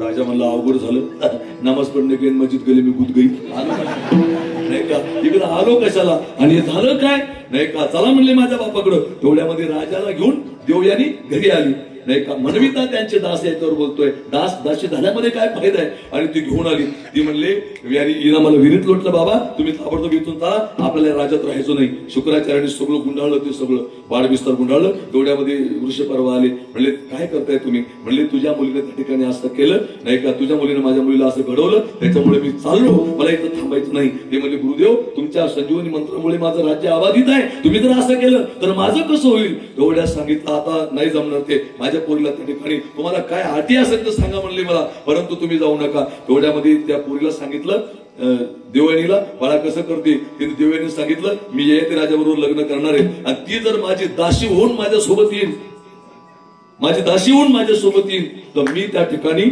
100% इथून तुम्हाला जाऊ देणार नाही. पण तिनं जर तसं नाही केलं, इथून चला. तेवढ्यात तो पोरीकडे गेला, तो म्हणला बाई तुझ्यामुळे राज्य आपलं मातीत जायचं रंगावर आहे, जाय तू आता कसं करते. तिने कबूल केलं, पण शर्मिष्ठा स्वभावानं चांगली होती, आणि देवयानी त्या थोडी त्या ठिकाणी कडक स्वभावाची, थोडी खतरनाक स्वभावाची होती. आणि शेवटी दोघींचं त्या ठिकाणी ठरलं, ही दाशी म्हणून तिच्या सोबत गेली. परंतु देवयानीचं वागणं थोडं अवघड होतं, आणि त्या ठिकाणी हा जगातला पहिला आंतरजातीय विवाह हा जगातला झालेला, आणि दोघे त्या ठिकाणी राहायला लागल्या. परंतु त्या ठिकाणी देवयानी शर्मिष्ठा तिची दासी म्हणून गेली, परंतु शर्मिष्ठेचा स्वभाव चांगला असल्यामुळे, ती चांगली सेवा करत असल्यामुळे राजाचं प्रेम तिच्यावर केव्हा जडलं हे राजाला बी कळलं नाही, आणि दोघांनी चोरून लग्न करून घेतलं. आणि नंतर हिला 2 मुलं त्या ठिकाणी झाली, आणि हिला 3 मुलं झाले. आता आपल्या दासीची मुलं आपल्या नवऱ्याच्या चेहऱ्यासारखेच त्यांचे चेहरे आहेत. तिथं त्या ठिकाणी एकदम डोकं फिरून गेलं, आणि डोकं जेव्हा तिचं फिरलं तेव्हा तिनं पाहिलं त्या ठिकाणी, आणि सगळा प्रकार तिच्या लक्षामध्ये आला, आणि ती बापाकडे रुसून आली. म्हणले बाबा धोका झाला. म्हणले काय. म्हणजे ती दासी म्हणून नेली, ती शहाणपणा त्या ठिकाणी झाला, तिने चुकून लग्न माझ्या नवऱ्याबरोबर केलं, आणि अशी परिस्थिती झाली. अशी परिस्थिती आहे. तेवढ्यामध्ये शुक्राचार्याला राग आला, शुक्राचार्याने आपल्या हातात पाणी घेतलं, आणि त्या ठिकाणी शाप दिला ययाती राजाला, जा म्हातारा होशील, तू हे भोगू शकणार नाही. ययाती राजा एकदम त्या ठिकाणी अंगम गलितम पलितम मुंडम दर्शन विनम जातुम तुंडम हृदो याती गृहीत्वा दंडम तदप्ति विश्यन्ते अष्टपिंडम, अशी अवस्था त्या ठिकाणी ययाती राजाची झाली. आणि जेव्हा ययाती राजाची अशी अवस्था झाली, तेव्हा ययाती राजा बोलला शुक्राचार्याला, हे बघा त्या ठिकाणी माझा काही दोष नाही. त्या ठिकाणी तुमची जी मुलगी आहे ना, ती लयच खतरनाक स्वभावाची होती, ती बडबड त्या ठिकाणी करायची, ती मला लय त्रास द्यायची, तिनं त्या ठिकाणी मला कधी खाल्ली भाकर आगीने लागू दिली, फार बेकार परिस्थिती त्या ठिकाणी होती. मला आतापर्यंत असं वाटायचं महाराज की जे लोक दारू पितात त्याचा दोष आहे, पण बऱ्याच वेळेस बऱ्याच घरात असं घडतं, यानं 5 म्हणलं की याने 1 म्हणलं की ती बाई 5 म्हणती. असं कधी करू नका, माय तुमच्या पाया पडून सांगतो, एकमेकाला समजून घ्या घरामध्ये. आता मागं आमच्याकडे एक पेशंट आलं दादा, आणि पेशंट आलं, ती बाई ते पेशंट आता वास्तविक पता दारूला जगात औषध नाही, आणि तो काही माझा धंदा नाही, परंतु बरेच लोक टिकून आता हे भैया किती झाले बाळा दारू सोडून. 3 वर्ष झाले. तुला योगेश नाही का 4.5 वर्ष झाले नाही का. आमची माऊली फक्त कधी कधी आधार चालू धरतात, आणि माणूस गोड आहे आमचा नाही का. पण आता तर होणार नाही. बरोबर किती गोड दिसू राहिला, माझ्यापेक्षा भारी दिसू राहिला माणूस नाही का. तुमच्या पाया पडतो माऊली, आता पुन्हा रिवाज गेअर फाडा तुम्ही, नाही तर मी मरीन येतो. काय सांगा, आवडतो माणूस. अजून मी माऊली माझ्याकडे बिनधास्त यावं मारत, मी मुलगी पालते मारत त्यांच्यासाठी तयार राहतो समोरचा माणूस मी सगळं. परंतु कसं काय हुल्लक आली, लय गोड माणूस आहे महाराज. इतकं यांच्यात एवढे टॅलेंट आहे माणूस, काय सांगा कोणाकडेच नसल असं एक व्यक्तिमत्व आहे नाही का. हा चौफेर हिरा आहे नाही का. 72 खोडी पण देवमन कंठा तुकोबरायचा अभंग आहे. 72 खोडी परी देवमन कंठी. पहा ना कसं वाटू राहिलं मस्त, असं वाटतं लय गोड देव माणूस आहे आमचा योग. पण आता होणार नाही होणार ना माऊली. आता मै शपथ नाही का. महाराज माऊलीला 12 महिन्यापर्यंत एक थेंबीने पिला ना, पुढच्या वर्षी मी फुकट कीर्तन करीन घेतलं नाही का. वाढवून काही नका देऊ मला. आणि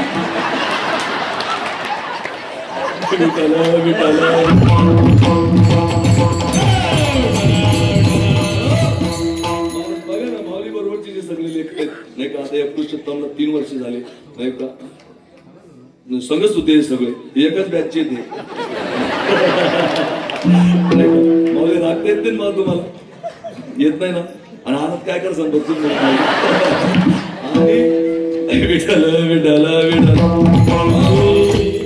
माहित महाराज. पण हो माणूस मला माझा वाटतो नाही का. कोणी काही म्हणू द्या नाही का. मी त्याला फोन करत राहतो अधून मधून, या माऊली 2-4 माऊली नाही का.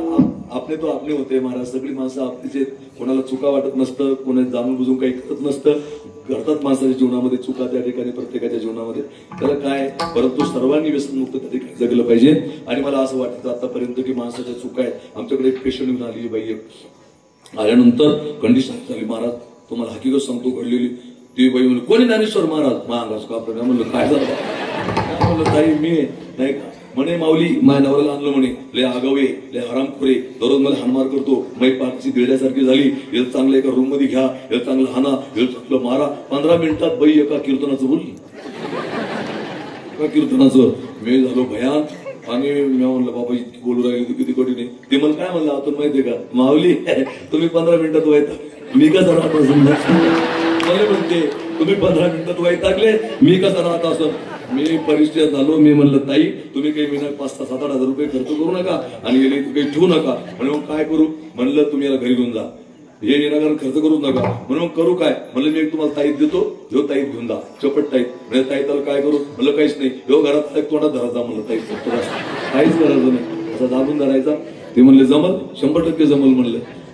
ते घरात आले ते ताईत दाबून धरे. 20 दिवसात बाई माझ्याकडे आली, असं रामबाण औषधच नाही भेटलं म्हणून कोण, पुन्हा बोललंच नाही म्हणे. किती ताईताची ताकद आहे, म्हणलं ताईताची ताकद नाही, माय तो बंद झालं. वैतागतो ना माणूस. तसं ययाती राजानं सांगितलं, हिनं मला वैताग आणला नाही का, आणि त्याच्यामुळे मी तरुणीच्या सोबत लग्न केलं. या माझा काही त्या ठिकाणी दोष नाही. आणि मग आता हिला झाले होते त्या ठिकाणी यदू आणि दुर्वसू हे 2 मुलं त्या ठिकाणी झाले देवयानीला.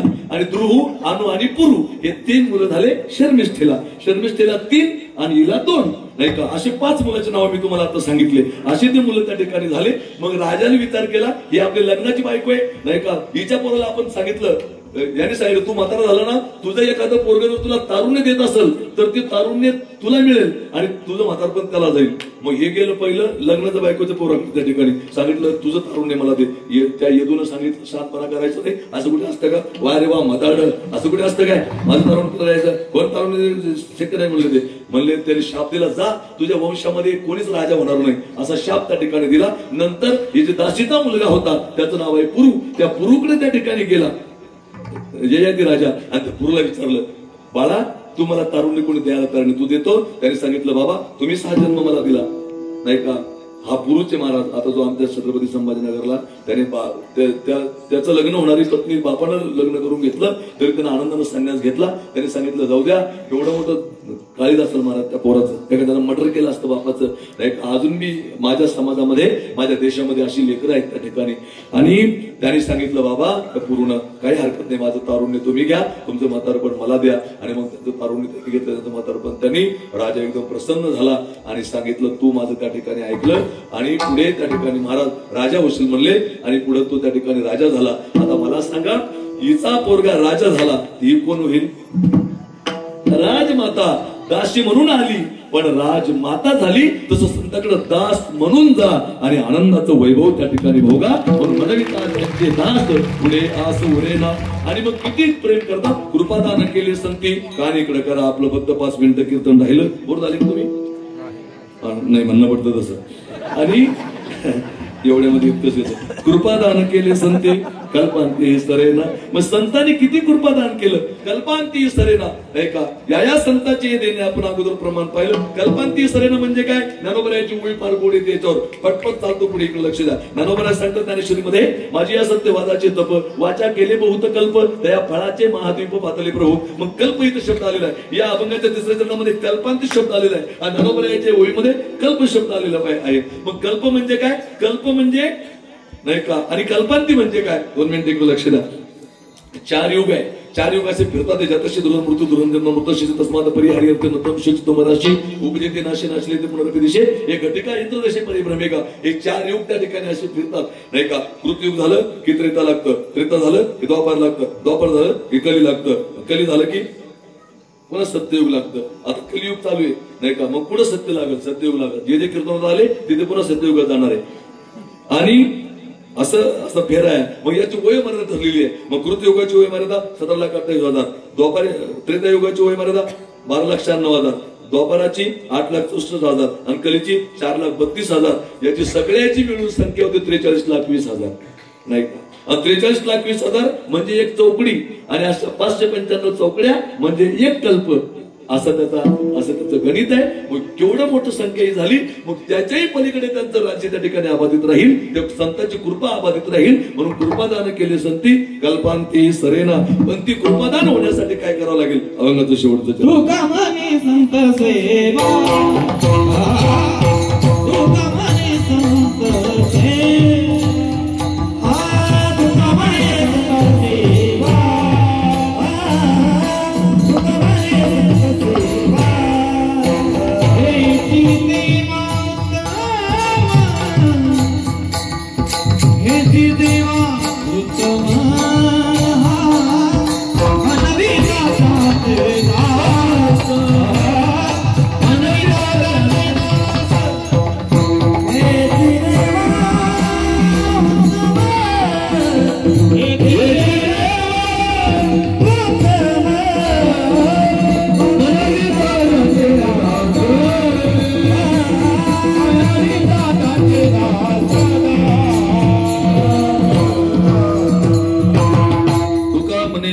सेवा हेच देवा उत्तम.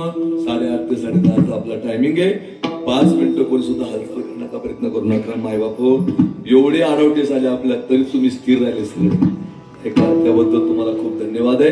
5 मिनिटं तुमची घेतो मी. कोणी सुद्धा उठण्याचा प्रयत्न करू नका. आणि खरं म्हणजे वेशीच्या आतली माणसं बसतील नवल नाही, पण बाहेरची माणसं सुद्धा त्या ठिकाणी एकदम स्तब्ध आणि शांत बसलेले आहेत.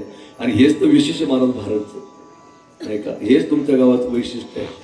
खूप नावे बरं तुमच्या गावाचं, जास्त कळत नसतं ते, पण खूप मानतात लोक बाहेरचे की भारत सारखा परमार्थ नाही का. एवढा परमार्थ तुमच्या गावाचा त्या ठिकाणी जागा आहे. याच्यामध्ये कुठलं राजकारण येऊ देऊ नका. सगळेजण प्रेमाने त्या ठिकाणी राहा, आनंदानं राहा, त्याची गरज आहे महाराज. हिंदू धर्माला चांगले दिवस आले. आज संतोष भाऊ दानवे आमच्याकडे त्या ठिकाणी आरतीसाठी आले होते. त्यांना म्हणलं दादा 2 लोकांची तुमच्यावर खूप मोठी कृपा झाली, एक साधू संत आणि दुसरा लाडकी बहिणी. धर्म वाचवण्यासाठी साधू संत तुमच्या पाठीमागे उभे राहिले आणि 1500 वाचवण्यासाठी सगळ्या बहिणी. असा एक वेगळा आनंद त्या ठिकाणी नाही का. आणि सर्वांनी मिळून मिसळून राहा. राजकारणामध्ये कोण कोणी एकत्र येईल काही सांगता येत नाही महाराज. आणि आपण त्या ठिकाणी तुमचं गाव खूप चांगलं आहे आणि खूप प्रेम करतात लोक. तुळशी रामदादा असतील, ही सगळी मंडळी तुमच्या गावातली, सगळ्याची नावं तर घेणं शक्य नाही, परंतु सर्व आमचं त्या ठिकाणी प्रेम करतात. आणि मला आठवतं महाराज, या सप्ताहात मी शंकरदादा मला भेटले आता अगोदर 15, 20, 25 वर्षापासून मी सप्ताहाचा साक्षीदार आहे. मला अजून मी ती जनमाया अशी फिरताना दिसते. तिथं आलं की जनमायाची पळताना दिसतील. क्षीरसागर बाबाकडे आम्ही त्या ठिकाणी मुक्कामाला असायचो. पोपलगड दादा, हे सगळे लोक त्या ठिकाणी असं जुनं परमार्थिक गाव आहे. ते पहिल्यापासून त्या ठिकाणी महाराज विठ्ठल महाराज पहिल्यापासून येतात बाबा आहे. आणि मोठ्या मोठ्या साधू संतांचे पावलं महाराज या भूमीला लागले. त्याच्यामुळेच या भूमीमध्ये घवघवीतपणा त्या ठिकाणी आहे. तुम्हाला सांगतो अनेक साधू संत लागले. आणि आता तुम्हाला सांगतो परमार्थाशिवाय जीवनामध्ये काहीच खरं राहिलं नाही महाराज. जमाना इतका भयान झालेला आहे, वातावरण इतकं विस्कटलेलं आहे सध्या. बस जो देवाच्या चरणाजवळ राहील तोच आनंदाने राहील, नाही तर वातावरण खूप बेकार झालेलं आहे. बोलतो 2 मिनिटात. तत्पूर्वी मोठ्या प्रेमाने एकदा सर्वांनी हात करायचे अर्ध्या मिनिटासाठी. बघा किती गोड वाटते सगळं. अर्ध्या मिनिट सर्वांनी भजन करा.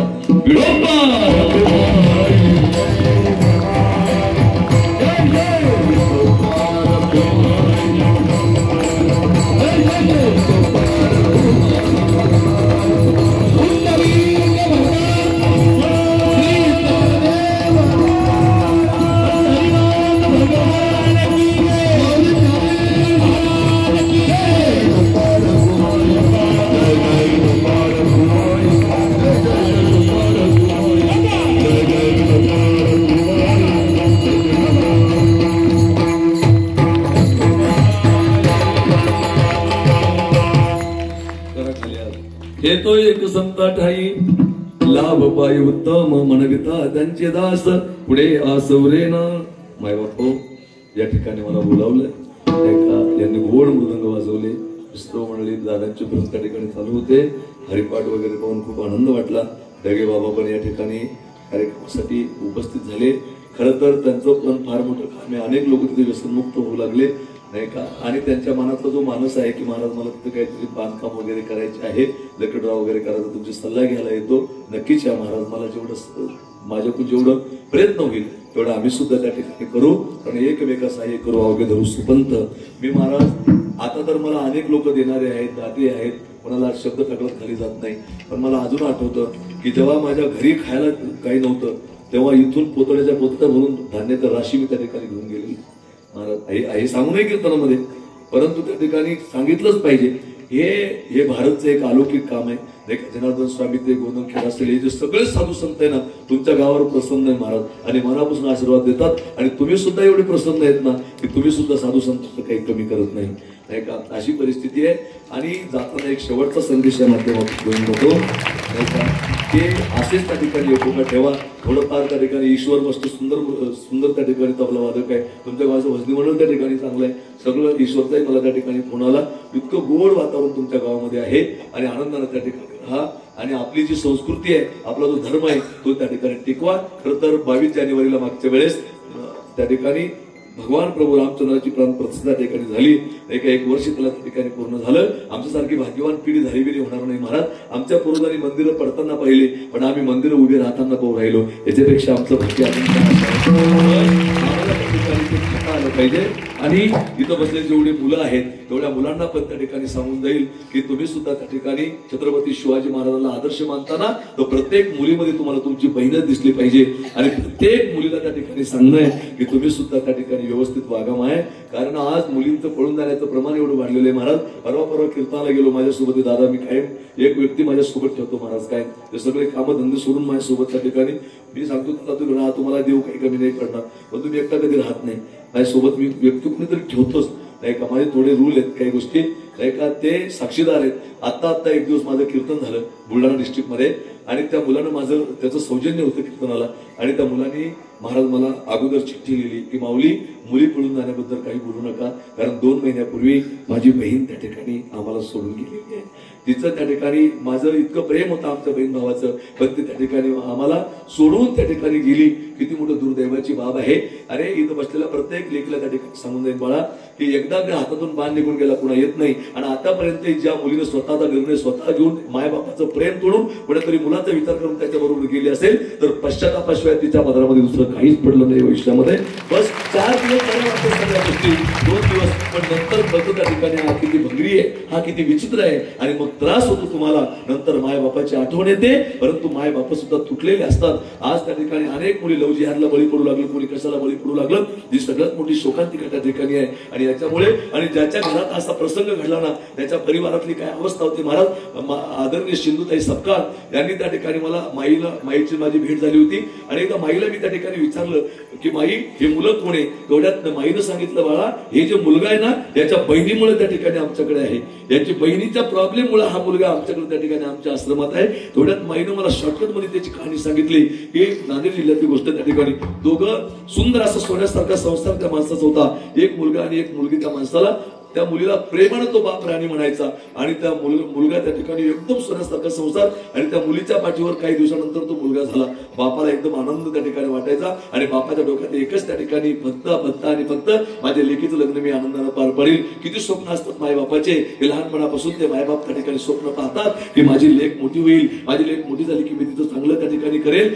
एक विचार मायबापाच्या अंतःकरणामध्ये असतो. पण ती लेक जर एका मिनिटामध्ये स्वतःचा निर्णय त्या ठिकाणी स्वतः बदलत असेल तर याच्यापेक्षा शोकांतिका त्या ठिकाणी दुसरे असू शकत नाही.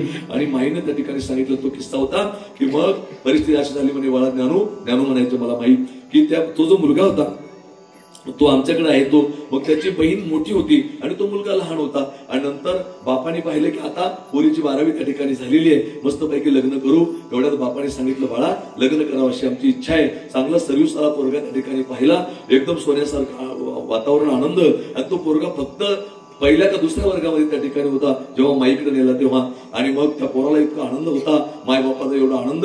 1 महिनाभर लग्न राहिलं, 1.25 महिना लग्न राहिल्यानंतर त्या पोरग प्रत्येक मित्राला सांगत होतं की माझ्या दिदीचं लग्न आहे, बरं माझ्या दिदीच्या लग्नाला आपल्याला तुम्ही सगळे येता, माझ्या दिदीच्या लग्नामध्ये आम्ही किती एन्जॉय करू, नाही का, किती आनंद घेऊ. एक एक तो मुलगा त्या ठिकाणी सगळ्या पोराला सांगत होता. आता लग्न 1 महिनाभर राहिलं आणि एक दिवस त्या मुलीने त्या ठिकाणी बापाला सांगितलं, पप्पा मला एक अंगठी आणायची इच्छा आहे, मला त्या ठिकाणी अंगठीसाठी थोडे काहीतरी त्या ठिकाणी पैसे देतं का? 10,000 रुपये. बापाने सांगितलं, मला 10-20 हजारात काय होईल, 30,000 रुपये घेऊन जा. बापाने पैसे दिले, मैत्रिणीसोबत त्या ठिकाणी जाते असं सांगितलं आणि ती त्या ठिकाणी गेली. बापाने सांगितलं, बेटा दिवस माळवाच्या आत घरी आहे. आणि मुलगी तिथून गेली. गेल्यानंतर त्या ठिकाणी संध्याकाळी बाप शेतातून ढोरं वासर करून त्या ठिकाणी घरी आला. घरी आल्यानंतर सांगितलं, राणी आली नाही, दिदी कुठे आपली? सांगितलं, काय माहित, मैत्रिणीच्या घरी गेली असेल, कुठे अंगठी आणायला गेली होती. तेवढ्यात रात्रीचे संध्याकाळचे 6 वाजले. बापाने फोन केला आणि बापाने जेव्हा फोन केला तेव्हा बापाने पाहिलं फोन स्विच ऑफ येऊ लागला. कल्पना करा, तुमची त्या ठिकाणी 18-19 वर्षाची पोरगी कुठेतरी बाहेर गेलेली आहे, संध्याकाळ तिला झालेली आहे आणि संध्याकाळच्या वेळेला त्या ठिकाणी तुम्ही तिला फोन करताय, तिचा फोन स्विच ऑफ येतोय आणि दिवस त्या ठिकाणी आपल्या आईच्या कुशीमध्ये शांत धरतोय. अशी अवस्था जेव्हा होते तेव्हा काय परिस्थिती असते हे फक्त ज्याच्या परिवारावर बेतली ना, हे फक्त त्याला त्या ठिकाणी माहित असतं. आणि परिस्थिती अशी झाली की तिनं सांगितलं त्या ठिकाणी, आईनं येईन आता, परंतु फोन लागत नाही. बाप अनेक ठिकाणी गेला. इकडे लक्ष द्या बरं का, हा घडलेला किस्सा सांगतोय मी तुम्हाला. बाप अनेक ठिकाणी गेला. आमची राणी दिदी आली की इथे, आमची दिदी आली की इथे, आणि तळा त्याच्या फोडासारखा वागवतो रे बाप त्या ठिकाणी लेकरायला. एका बाप त्या ठिकाणी स्वतः फाटकं बनेल घालतो, पण आपल्या लेकरासाठी त्या ठिकाणी व्यवस्था करून ठेवतो. तो चांगल्या स्विमिंग सेंटर मध्ये त्या ठिकाणी जात नाही, तो त्या दाढी करायला चांगल्या दुकानात तो जात नाही की माझे 50 रुपये त्या ठिकाणी जातील, तेवढेच त्या ठिकाणी माझ्या लेकीच्या लग्नाला काम येतील, माझ्या लेकराच्या शिक्षणाला काम येतील. जो बाप त्या ठिकाणी आपल्या भविष्याची चिंता करतो, त्या बापाचे एका मिनिटात तुम्ही त्या ठिकाणी स्वप्न सगळे मातीत घालत असेल, मुलं असो की मुली असो, हा विचार कधीतरी त्या ठिकाणी आपण करायला पाहिजे गड्या. आणि आज कीर्तनामध्ये हे सांगण्याची गरज आहे. शुभेच्छा स्वीकारणात अनुमानसा सत्वापत्ती असंस्थिती पदार्थ मागणी तुर्यागा ब्रह्मविद ब्रह्मविदुर ब्रह्मविद वरिष्ठ ब्रह्मविद वर्या, हे जे अध्यात्म आहे ना, याची गरज आहे आत्मकल्याणासाठी, पण जगाच्या कल्याणासाठी हे त्या ठिकाणी. अरे तुमच्या परिवारात तुम्ही आनंदी असेल ना, तर तुमचा आध्यात्मिक क्षेत्र सुद्धा आनंदी असू शकतं. पण परिवारात जर तुम्ही बेचैन असेल ना, तर तुमचा दुष्परिणाम आध्यात्मिक क्षेत्रावर त्या गोष्टीचा होत असतो. हे माझ्या अनुभवाचे बोल तुमच्या समोर त्या ठिकाणी मांडतोय. म्हणून त्या ठिकाणी बापाने विचार केला की कुठंच त्या ठिकाणी मुलगी दिसत नाहीये. अख्खं गाव फिरून आला बाप, घरी स्वयंपाक केलेला होता. तेवढ्यामध्ये दोघं नवरा बायको चिंता करतात, रडतायत. तेवढ्यात ते पोरगं 9 वाजता घरी आलं. सांगितलं, पप्पा भूक लागली मला. दीदी कुठे? दीदी आपण बरोबर जेवू. तेवढ्यात त्या बापाला काय सांगू काही कळत नव्हतं. सांगितलं, मला तू जेवण करून झोप. दीदी त्या ठिकाणी मामाच्या घरी गेली बहुतेक. त्या पोराला जेवू घातलं, त्या पोराला झोपवलं, पण रात्रभर नवरा बायको झोपले नाही. दादा रात्रभर त्या ठिकाणी तो बाप वारंवार त्या ठिकाणी ते फोनचे बटन डायल करायचा आणि त्या ठिकाणी पाहायचा की अजून कसं काय लागत नाही, अजून कसं काय लागत नाही, कुठे असेल, काय करत असेल, कुणी त्या ठिकाणी किडनॅप केलं असेल का, कुठं माझं लेकरू त्या ठिकाणी आत्महत्या केली असेल का. एक एक विचार त्या बापाच्या मनात येत होता. पाहुण्याचा त्या ठिकाणी फोन आला की त्या ठिकाणी मी मुलीचा फोन लावतोय पण लागत नाही. तिच्या नवऱ्याचा फोन आला, भावी नवऱ्याचा, होणाऱ्या नवऱ्याचा, की ज्याच्या सोबत तिचं त्या ठिकाणी लग्नगाठ बांधली होती, त्याचा फोन आला की तिचा फोन कसं काय लागत नाही. सांगितलं, तिचा फोन पाण्यामध्ये पडला, त्याच्यामुळे त्या ठिकाणी तू लागत नाही. काय माय बाप लय आपला झाक झाकत असतात बरं.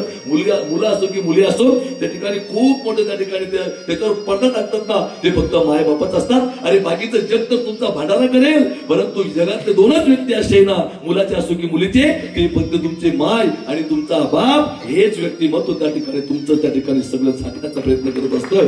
सकाळ झाली आणि सकाळ झाल्यानंतर सकाळ झाली, दिवस उगवला आणि शेजारी पाजारी लय विचित्र असतात. काही काही मुद्दाम विचारतात त्या ठिकाणी. त्याचा मुलगा दारूपीत असेल, त्याच्या मुलीचं वाकडं पाय पडला असेल ना, त्याच्या परिवारातल्या लोकांना धीर देण्याचा प्रयत्न करा. त्यांना सांगा तुमचंच नाही झालं, जगात अनेक ठिकाणी झालं, पण तुम्ही असं टेन्शन घेऊ नका. त्यांना त्या ठिकाणी धडधड त्यांचं काळीच करेल. त्यांना हलकट सारखी वागणूक कुणी देऊ नये, या मताचा मी माणूस आहे. आणि नंतर 5 मिनिटं माझं कीर्तन झालं की लक्ष द्या, परिस्थिती अशी झाली की 1-2 दिवस झाले त्या गोष्टीला बाप नुसतं येण्यासारखा त्या ठिकाणी करायचा.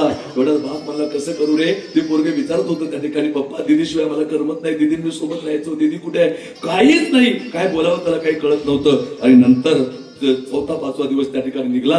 तेवढ्यामध्ये त्याने विचार केला की उद्या आता पोलीस कंप्लेंट करून टाकू आणि पाहुण्याला सांगू काहीतरी. तेवढ्यामध्ये तो शेतात चालला, शेतात जवळ आला. तेवढ्यात त्याचा मोबाईल वाजला आणि मोबाईल वाजल्यानंतर त्या ठिकाणी तो पाहिलं, त्यानं मोबाईलवर पोरीचा नंबर होता. एकदम काय तड करायला लागलं. लगेच मोबाईल रिसीव केला. सांगितलं, बाळा राणी, बाळा तू कुठे आहे, बेटा तू काय झालं मला सांग ना बाळा. तुझी आई झोपली नाही रे 5 दिवसापासून, आम्ही दोघं नवरा बायको 5 दिवसापासून उपवास आहे रे, कसं हँडल करतो आमचा आम्हाला माहितीये काय झालं बाळा, तुला कुणी किडनॅप केलंय का, कुठं तू त्या ठिकाणी फसली काय झालं काय मला सांग बाळा. थोड्यात तिनं सांगितलं पप्पा एवढं टेन्शन घेण्याचं काही कारण नाहीये, आपल्या गावात जो भंगार जमा करणारा जो अमित नावाचा मुलगा होता त्याच्यासोबत मी त्या ठिकाणी लग्न करून त्या ठिकाणी घेतलेलं आहे, माझं कोर्ट मॅरेज झालेलं आहे, माझी चिंता करू नका, मी जिथं आहे तिथं सुखात आहे. आणि एका मिनिटात तिनं त्या ठिकाणी फोन स्विच ऑफ करून टाकला. कल्पना करा त्या बापाची अवस्था काय झाली असेल. एवढं मोठं त्या ठिकाणी एवढीशी बाळा त्यामध्ये सांभाळलं, लहानचं मोठं त्या ठिकाणी केलं आणि आज ही अवस्था आहे. त्या वडिलांची काय अवस्था झाली असेल. तसाच तो घरी आला. घरी आल्यानंतर बायको त्या ठिकाणी गेली, त्याच्या डोळ्यात पाणी होतं, तो त्या ठिकाणी घळा रडत होता. तेवढ्यामध्ये बायकोने विचारलं काय झालं तुम्हाला, काय रडताय तुम्ही. तेवढ्यात सांगितलं काही नाही रे, तिचा फोन आला होता. काय झालं माझ्या लेकीला, काही ऍक्सिडेंट वगैरे झाला नाही ना. काही सांगितलं मेली असती तर पुरली असती रे, ती एका परकी मुलाबरोबर त्या ठिकाणी पळून गेली आहे. तेवढ्यामध्ये दोघेही नवरा बायको एकमेकाच्या गळ्यात पडले. सगळं लग्नाची सामुग्री घरी आणली होती, लग्नाचं सगळं साहित्य घरी आणलेलं होतं, घर त्या ठिकाणी रंगवलेलं होतं, घराला मस्तपैकी कलर दिलेला होता. प्रत्येकाच्या मनात एकच भावना होती की आता मुलीचं लग्न आहे, अशी अवस्था त्या ठिकाणी होती. नंतर दोघं नवरा बायको एकमेकाच्या गळ्यात पडले. तेवढ्यात पोरग आलं. तो पोरग बोललं त्या ठिकाणी मम्मी पप्पा तुम्ही नुसते रडत राहता, सांगा ना मला काय झालं, खरी गोष्ट सांगा ना. सांगितलं काहीच नाही बाळा. तेवढ्यात त्या बाईनं त्या माणसाला धीर दिला. सांगितलं टेन्शन घेऊ नका, आपण आता ही जी जमीन वगैरे आहे ती विकून टाकू, आपण गाव सोडून निघून जाऊ त्या ठिकाणी, परंतु तुम्ही ताण घेऊ नका. तेवढ्यात तिनं त्याला समजवलं. सांगितलं मी आता स्वयंपाक करते, तुम्ही आता फ्रेश राहा, पाहुण्याला सांगून द्या अशी परिस्थिती झाली, जे खरं आहे ते, आणि तुम्ही टेन्शन घेऊ नका. बायको कामाला लागली. सांगितलं मी येतो शेतातून जाऊन त्या ठिकाणी. तेवढ्यात त्यानं पोराला खुणवलं. म्हणले भैया इकडे रे. तो पोरग त्या ठिकाणी बाहेर गेलं. तेवढ्यात त्याने त्या पोराला थोडं आरोशाला नेलं. खिशातले जेवढे पैसे होते तेवढे पोराच्या हवाले केले आणि पोराला सांगितलं भैया आईला चांगला जीव लाव, आईला त्या ठिकाणी कधी त्रास देऊ नको बाळा. आणि तो वारंवार त्या लेकराकडे तो पाहत होता. त्या पोराकडे पाहून गच त्या पोराला त्या ठिकाणी आपल्या हृदयाशी धरत होता. तेवढ्यामध्ये ते पोरग त्या ठिकाणी सांगत होतं पप्पा असं का बोलताय तुम्ही. काही नाही रे म्हटले बाळा, मस्त राहा त्या ठिकाणी, आईला जीव लावा. इकडे लक्ष द्या महाराज. 2 मिनिटाचं कीर्तन राहिलं. एका व्यक्तीवर जरी परिणाम झाला ना तरी त्या ठिकाणी माझी कीर्तनाची यात्रा सफल झाली भारतची, असं मी त्या ठिकाणी समजेल. परिणाम तर आपल्या सर्वांवरच आहे, पण आपण परमार्थातली माणसं त्या ठिकाणी आहोत. आणि नंतर त्या ठिकाणी ते पोराला सगळं समजून सांगितलं आणि सांगितलं आईला काही सांगू नको बाळा, जा आता. त्याच्या तोंडावरून हात फिरवला. त्या पोराचे पटापटा मुके घेतले त्या बापानं, कारण काय असं होतंय त्या पोराला काही कळत नव्हतं. आणि नंतर ते पोरग घरामध्ये आलं. त्या बाईनं स्वयंपाक त्या ठिकाणी केला. आता संध्याकाळचे 8:30 वाजले होते. नवऱ्याचा पत्ता नाहीये. सांगितलं आई भूक लागली नाही का तुला. सांगितलं तुझा बाप आल्याशिवाय जेवायचं नाही. सांगितलं मम्मी मला बाबांनी सगळे पैसे माझ्याजवळ दिले आणि सांगितलं आईला जीव लाव. त्या बाईला शंका आली. सांगितलं बाळा तू घरी राहा, मी ताबडतोब शेतात जाऊन येते. तेवढ्यामध्ये ती शेतामध्ये त्या ठिकाणी गेली. पोराला घरी ठेवलं. केलेला स्वयंपाक तसा झाकलेला होता. पोराला घरी त्या ठिकाणी ठेवलं. शेतामध्ये गेली आणि शेतात गेल्यानंतर तिनं पाहिलं त्या ठिकाणी महाराज शेतात गेला. शेतात त्याने ढोरं वास्त्र केले आणि लिंबाच्या झाडाला यांनी दोरी लावली. लिंबाच्या झाडाला दोरी लावून आणि त्या ठिकाणी गळफास घेऊन घेतला. तेवढ्यात ती आवाज देत होती, अहो तुम्ही कुठे आहेत तुम्ही. काहीच नाही, त्याचा पत्ता नाही. तेवढ्यात तिचं लक्ष गेलं. त्याच्या नवऱ्याचे लटकलेले पाय दिसले आणि जेव्हा नवऱ्याचे लटकलेले पाय दिसले तेव्हा त्या ठिकाणी पळत गेली ती आणि पळत जाऊन त्या ठिकाणी लेकराचे त्या ठिकाणी नवऱ्याचे पाय धरले. तुम्हाला जर जायचं होतं तर मला का ठेवलं हो इथे, असं का केलं तुम्ही ओ धनी.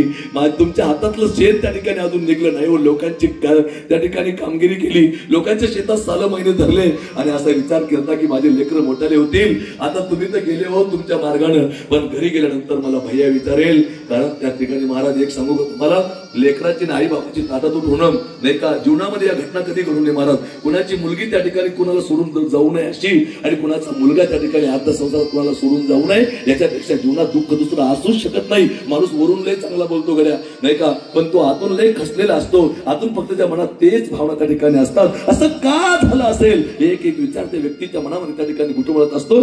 नंतर त्या ठिकाणी तिनं पाहिलं की आता मलाही जगण्यात अर्थ नाही. आता घरी गेल्यानंतर मला भैया विचारेल.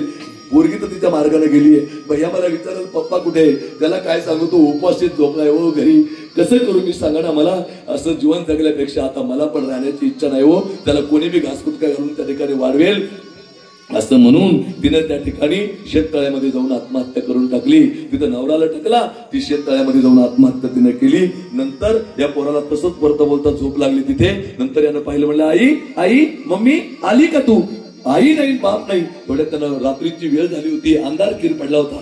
शेजारच्या काकाला त्या ठिकाणी त्याने उठवलं, काका माझी मम्मी पप्पा शेतामध्ये गेले, उठा ना काका एकदा जाऊन पाहणं. त्या ठिकाणी काय परिस्थिती झाली. तेवढ्यामध्ये तो माणूस म्हणला ठीक आहे त्रास देऊ लागला मला. तेवढ्या त्या माणसाने एक माणूस घेतला, शेतामध्ये तो माणूस त्या ठिकाणी गेला आणि शेतात जेव्हा तो माणूस तिथं गेला त्यांनी पाहिलं तर लोकांनी हा माणूस लटकलेला होता. त्यांनी लोकांना जमा केलं की याने आत्महत्या केली. पण बाई कुठं असेल, नाही का नवरा बायकोची ताटातूट झाली होती. भातुकलीच्या खेळामधली राजा अनेक राणी, अर्ध्यावरती डाव मोडला अधुरी एक कहाणी. नवरा बायकोची ताटातूट झाली होती. पोलीस स्टेशनला कळवलं. दोघांचे त्या ठिकाणी तिचंही प्रेत त्या शेततळ्यामध्ये सापडलं. गाडी बैलात टाकलं महाराज दोघांचं प्रेत. पोरग त्या ठिकाणी घरी झोपलं होतं. ते स्वयंपाक तसाच पडला होता. नंतर त्या ठिकाणी सांगितलं आता पोस्टमार्टमच्या अगोदर लेकराला निदान त्यांची तोंड तरी पाहू द्या, मायबापाचं लेकराला चेहरा तरी पाहू द्या. तेवढ्यात त्याला आणलं. गल्लीतले लोक सगळे जमा झाले. त्यांचं प्रेत त्या ठिकाणी खाली काढली दोघे नवरा बायकोचे. तेवढ्यात ते एका शेजारच्या बाईने त्या पोराला उठवलं. भैया उठ बाळा. तेवढ्यात सांगितलं माझी मम्मी पप्पाला शेतात झोपा लागल्या होत्या का? आले का माझी मम्मी पप्पा घरी? शेतात झोप लागली होती का त्यांना? तेवढ्यात त्या बाईला काय बोलावं काही कळत नव्हतं. आईनं केलेला स्वयंपाक त्या ठिकाणी तसाच पडला होता.